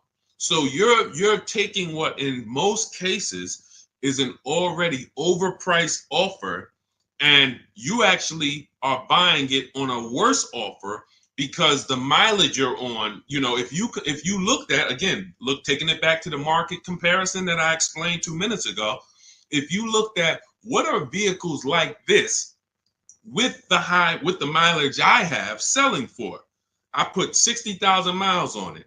You look around and you're like, whoa, those things are selling for 5,000 less than my buyout. That means the moment you buy that car at the buyout price that's on that contract, you literally lost $5,000 right there because you overpaid for it. So the solution is take the penalty. It was your fault. Now, what do I mean it was your fault? You choose your lease mileage. It's not selected for you. If you need 12, you choose 12. If you need 15,000 miles a year, you need 15,000. You take somebody like Jen. Jen's up on the screen right now. She got her Honda CR-V hybrid. $512 a month. She got a below market lease on this. This is one of the most popular hybrid vehicles in the market. $512 a month, no money down. She adjusted it from 12,000 miles a year to 18,000 miles a year. So she's paying $563 a month, $50 more, but she gets to drive as much as she needs to. She's driving 18,000 miles a year for $50 more per month. So a lot of people who you'll hear talk about their lease experience and tell you don't lease, they took the 512. They would look at the lower payment, never adjust it to what they need, and then they end up telling you don't lease because I got a bill for the mileage. No, you got a bill for the mileage because you signed a contract. You said in that contract, I'm going to use this. You had the option at the time of signing the contract to choose more mileage, but you didn't. And then you went over the mileage you drove. So therefore you paid for that. So I would always take the penalty. You can actually do a deal where you actually shop for a car, and the best offer you find, you can actually have them cut a check to the old company. So let's just say I had a $3,000 bill coming, a $3,000 mileage penalty bill coming. I find a car like, let's say I'm shopping like Zafrina. Let's take Ansley. Ansley right here. He got a $58,000 lease on a 2024 QX60. $554 a month. So that's what we call an under 1% lease. You're driving a almost $60,000 vehicle. You're paying $554 a month, no money down. So let's say I got a $3,000 mileage bill. If I'm Ansley, I'm gonna shop, get my best offer, and then I'm gonna say, hey guys, I need you to cut a $3,000 check to my old leasing company because I don't want to pay that mileage. Now, what's going to happen is my payment is going to go up because they need to build that into the sales price, but I don't need to come out of pocket with it. I don't need to come out of pocket with it. Now, if you could come out of pocket with it and write it, some of you could actually do a payment plan if you want to do that. That's fine too. But I'm talking to the people who you're like, all right, I don't necessarily want to come out of pocket with the penalty that I'm going to get for the mileage. So therefore, let me actually go and make a deal. So you could do a payment plan for the penalty, or you could just have the dealer you're going to buy from cut a check to the old company, to the old bank on your behalf. They'll build that into the sales price. But you shop for your best deal first. Before you do any of this, you always shop for your best deal, identify the 20% dealer, and then work with that dealer on structuring, hey, how much would it cost me to just have you? How much would it raise my payment for you to cut the check to them? Okay. And also, we do an equity assessment, Pooh. Step 2 in my book. Call your leasing company, find out what your payoff is. Go to our 6 sites, not our 6 sites. Go to these 6 sites we get offers from: Carvana, Driveway, Kelly's Blue Book, Instant Cash, CarMax, Car Gurus and Auto Nation, maybe you can sell the car and come out with a lower penalty based on selling the car. Because if you sell the lease, there's no penalty. So, but you know, if you could sell it for 20, but you owe 8, but you owe 21, then you just cover the difference and you pay the 1,000. So again, this is how we work with people. There's a reason people work with me. I'm not just a regular guy, and thank God I spent a lot of time learning this business, and I spent a lot of time in dealerships people can't work at. That's really the fact. A lot of the dealers, when I went to Mercedes, Ray Cattina, if I hadn't worked at Ray Cattina, I wouldn't know this. I went from being a GM salesman to Ray Cattina said, listen, if you're going to work here, you know, we don't have finance managers. You're going to be the finance manager. You're going to have to get the customers approved. You're going to have to understand the rates, residuals. This is stuff I didn't do at GM. And so I thank God that was a blessing for me to start my career with Mercedes at Ray Cattina. Yankee Stadium, top 3 dealers in the country. You know, so when car salesmen hear me talk, it's like, they don't understand it. And I get it. They're not trained the way I was trained. They didn't work where I worked. They were trained to just go get the numbers from the manager. That's why I could explain this from a financial standpoint. And this is what we do. So if you want to understand more about, you know, you want the step-by-step blueprint, grab Cars from Home, 7 Steps to Saving Time, Money, and Avoiding Dealerships. That's my new digital book, 5-star rated. You can get it for 75% off. It's normally $97, worth every penny. But as my welcome offer to you, you can get it for $24, 75% off if you get to my TikTok bio, Instagram bio, YouTube comments, or Facebook comments before 30 minutes is up. Once 30 minutes is up, price goes back to $97. Welcome offer is gone, and it's still worth it. If I miss the welcome offer, I'd still be grabbing it because, again, the $24, the $97, the thousands you're going to save on just the first car, avoiding mistakes and getting below market deals, you'll 10x. Minimum, you'll 10x what you invest in the book. Minimum. It's not even a question. All right. And let's go, Dolan. Keep it going. Great questions today. I'm really liking this. If you're getting value out of the stream, y'all type some dollar signs. You're getting value out of what we're doing. What's up, Leo? What's up, Rick? Shout out to the people tapping in on on TikTok. Shout out to the people running the likes up. Y'all keep running the likes up. Every time y'all run the likes up, y'all let TikTok know that we're talking business over here and that they need to get more people over here. So every time you tap the screen, some of you like, how do we run the likes up, Deshone? Just double tap the screen. Just double tap the screen. Yeah, shout out to everybody who is supporting the broadcast. Let's go. Go ahead. All right, and you know what? And I usually give, look, and here's the thing. I'm going to tell y'all this, and I just thought of this. I'm going to give and prioritize answering questions from the platforms that are the most engaged. Because I see we got people on every platform, YouTube, Facebook, Instagram, TikTok. People not engaged and they're not, look, I see a lot of people on Instagram commenting, liking, sharing. I see a lot of people here. Dolan, when we see the question, when we see people engaged, because people be sitting back on the, you know, playing video games and got us on the same time. We got to give our attention to the people who like, yo, let's go. We over here. Thank you, Big Mike. Shout out to the sheriffs. I see you on TikTok. Go ahead, Dolan. All right, here we go. When you lease, can you only deal with that dealership? Well, we never lease without a dealer winning the bid. So I want you to think about it like this. Whatever car you choose and you want to lease, that dealer, that car is all around the country, sprinkled all around the country. That dealer might have more than one, but in the state alone, there might be 10, 15, depends on the car. Now, when you look at the car, do you have to realize it's like when you go into the store and you're looking at spaghetti sauce. You go in the shop, right? Spaghetti sauce is $4.99. You go into Pathmark, it might be $6.99. You go into Stop and Shop, it might be $5.99. The exact same brand, same product, but it's a different price. You go on Walmart.com, you see it's on sale today for $2.99. Different prices at different places. So you don't have to service from there. Whoever wins your bid to buy your car, you don't need to service from there. You literally can buy from who wins the bid. You service from where it's the most convenient. If a dealer an hour away won the bid, that's who you buy from. But that you could service right up the road. Okay, I don't know if that was the question you're asking. If you want to ask a follow-up, Ingrid, feel free to ask a follow-up. Go ahead, Dolan. I see you. She's like, I'm paying attention.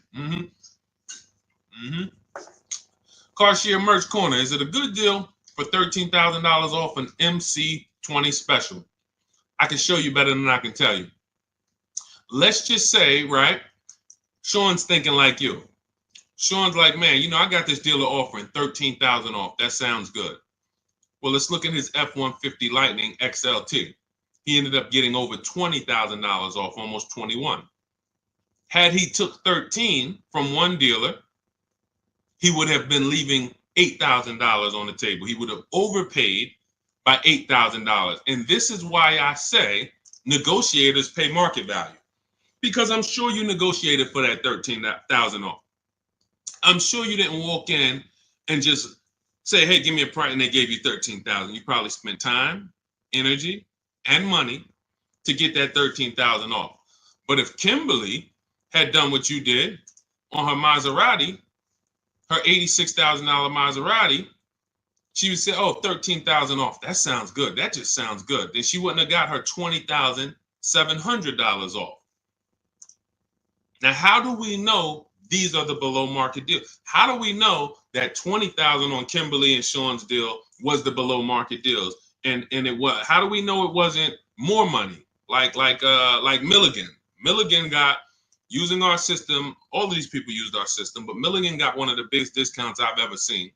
She bought a Mercedes EQE, $27,000 off. You got to zoom in, and I'm gonna, snip this different and zoom in on it.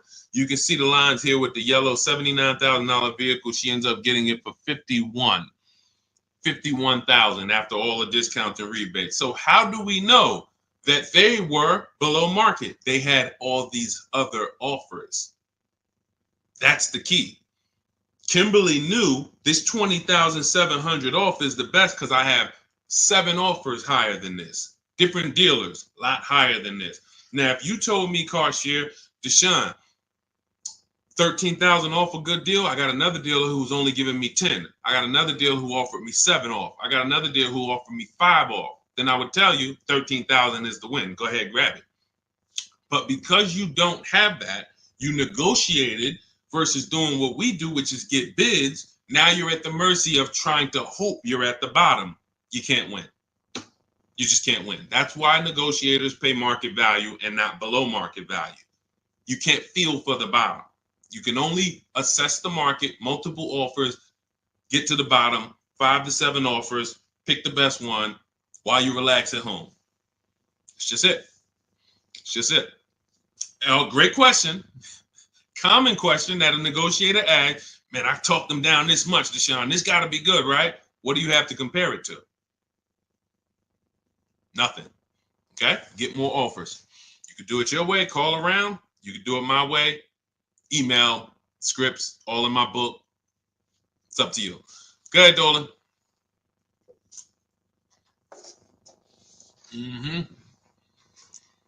When over on mileage, does it make more sense to sell to a place like CarMax? I'm already over, so at this point, it's pay $7,000 or sell to someone else and have a $2,000 difference. My first lease, hard lesson. Great.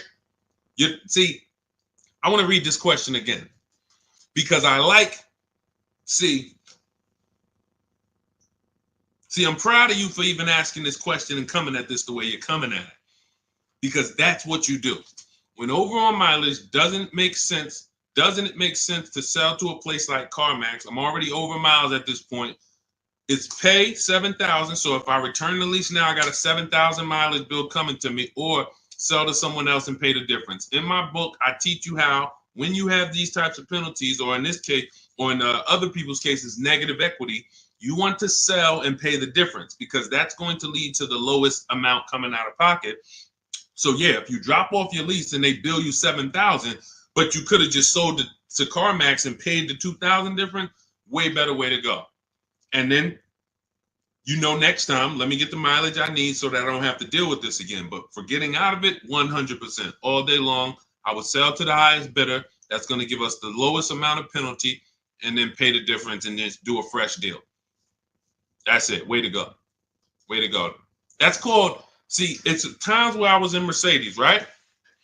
And I had to sit down with a client and tell him, there's no way for you to escape the bullet. You're going to bite a bullet because the damage is done. The decision was made. Now what we're doing is trying to see what option allows us to have the least out of pocket, the lowest, the smallest bullet to bite. We got to bite a bullet. But $7,000 coming as a bill, that's a big bullet. $7,000 bill that you owe, big bullet. $2,000 to CarMax coming out your bank account, $2,000, small bullet. So the key with these situations is seeing what's the smallest bullet and knowing all the options so that you don't just say, well, I'm over. See, because watch this. Some people would buy that car. And what they would do is they would buy that car, pay, I mentioned this probably about 10 minutes ago, pay the normal buyout price, but except they over miles by, probably 40,000 miles. So a car that should have been 12,000, they buy it for 20, and now they're invested in that car. Financing those losses is horrible. That's a huge bullet. So there's all types of bullets, and what you need to know, and you already know this, but what anyone outside of you needs to understand is, when I got myself in these situations, I need to know every single option for getting out of it.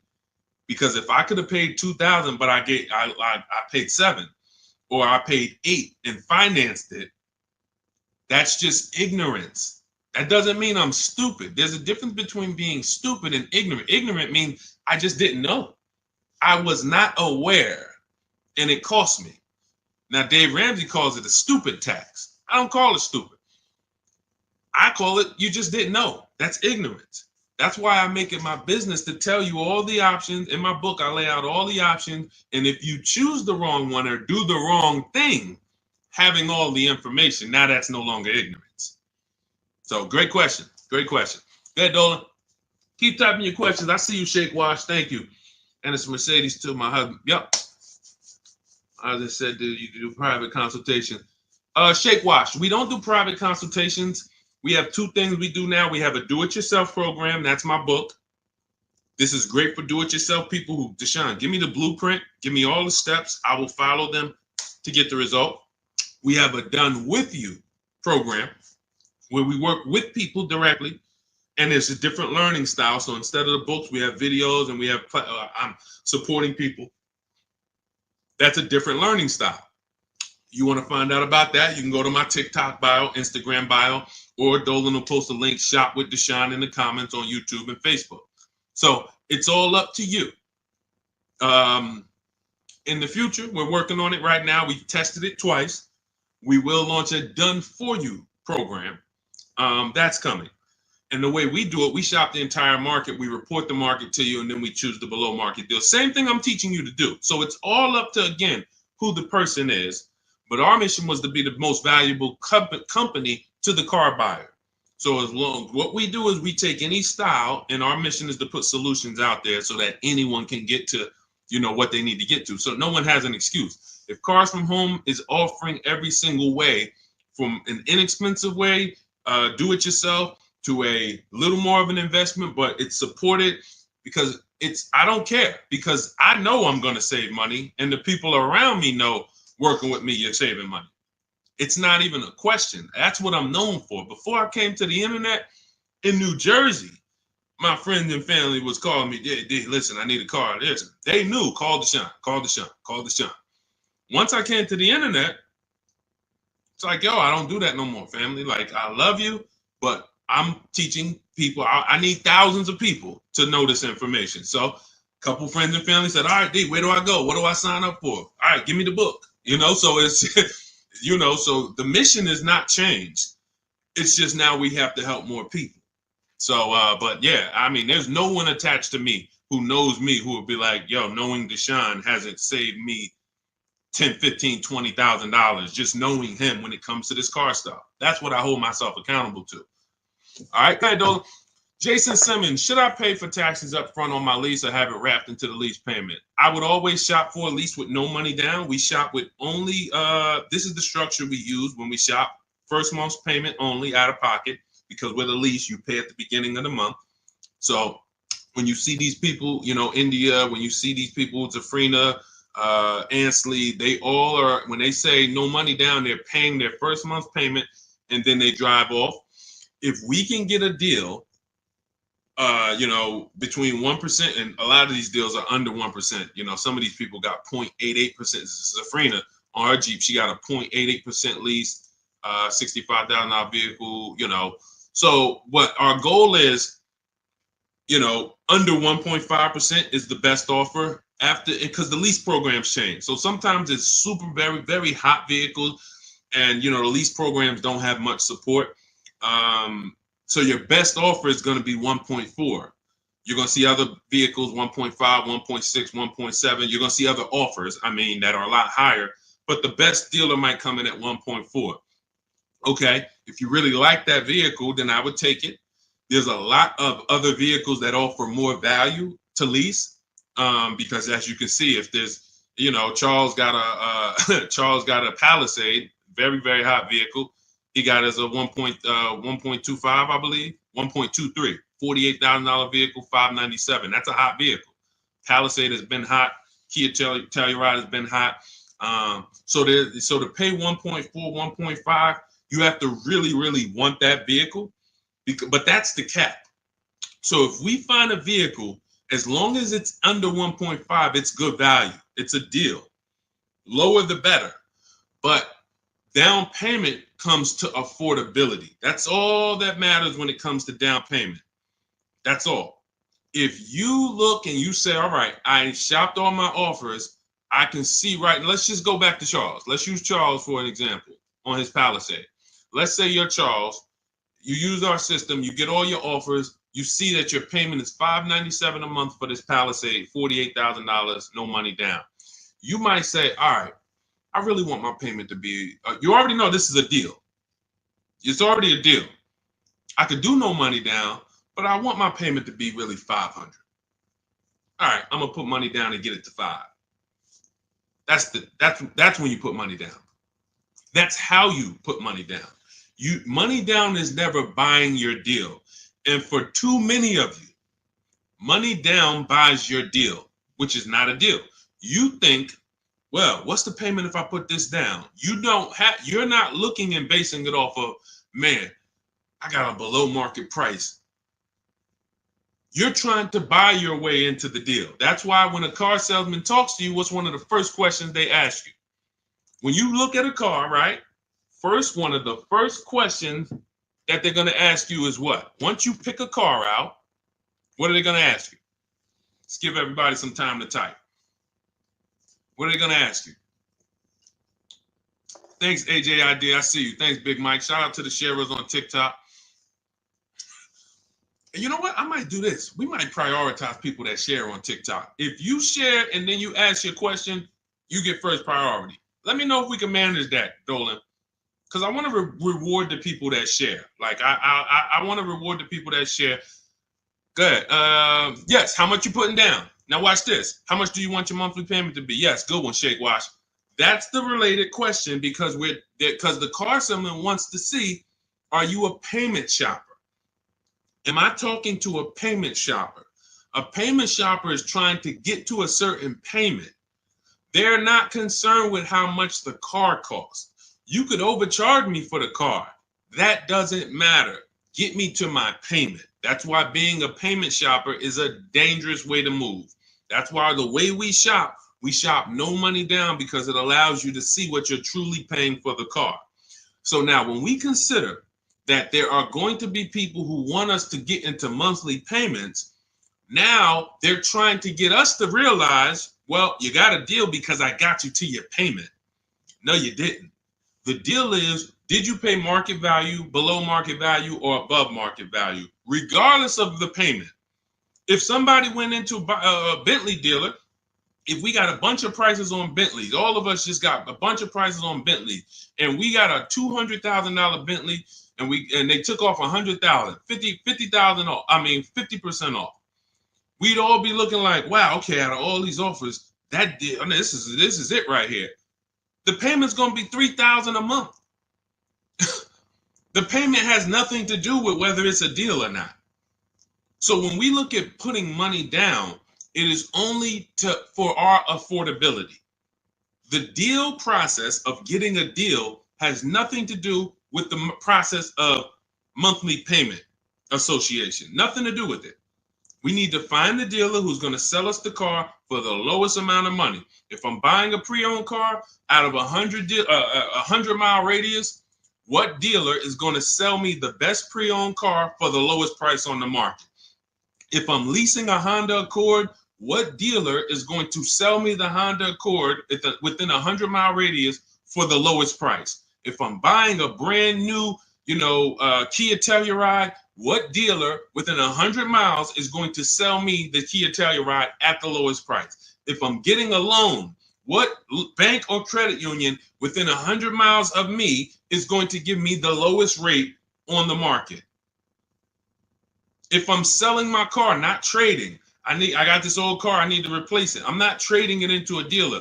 What company that buys cars, pays cash, is going to pay me the highest amount for this old car? Y'all clear? This is bidding. We have a bidding system. That's what Cars from Home is. So if you want to know all of this, you want the entire blueprint, everything that Jafrina and Teddy and Jen and all these people I've showed, Raphael, during the stream have used to get to their below market deals, you want to grab your copy of Cars from Home, my new digital book, 7 Steps to Saving Time, Money, and Avoiding Dealerships. It's normally $97, but my welcome offer to you for the next 30 minutes, 75% off. You can get your copy for $24 if you get to my TikTok bio, my Instagram bio, the YouTube comments, or the Facebook comments before 30 minutes is up. You'll pay $24. Make sure when you get your book, you screenshot the thank you page. The book is on the thank you page. You'll see a link that says open the book below, and I also email you a copy. But sometimes you're just moving too fast. You type your email wrong. We can't email a book to an incorrect email. So if that book isn't in your email in 5-10 minutes, I want you to email my support team so they can get your book to you, and you'll have these strategies for the rest of your life. And shout out to everyone who's reviewed the book. Use it. Make sure you email me your deals when you make them. Send me send me the list. Hey, D, look at what I got, man. I got all these offers. Look, man, and I know you did it when you say, hey, I did it. 90% was from the house. Soon as I know the people who use it, because the minute I've seen people who say, man, I went in the dealership, I used all your stuff, and I got this deal. No, you didn't. Sorry, somewhere along the lines you missed it. You might have been trying to go off my social media videos, but you didn't use our system because we're not making deals in the dealership. When I see people that say, yeah, man, the dealer 45 minutes away, I had to drive to get this. There you go. You use the system. When they say, yeah, I did this all from home, they even delivered the car to me. Yeah, you use the system. And you say, man, I looked at 17 used cars. I narrowed it down, and this one had this original price. Yeah, you use the system. It's stuff I hear that I could tell when people use the system. So go grab your copy. Shout out to everybody who checked in. We'll see you on another stream. Keep on learning so that you can relearn.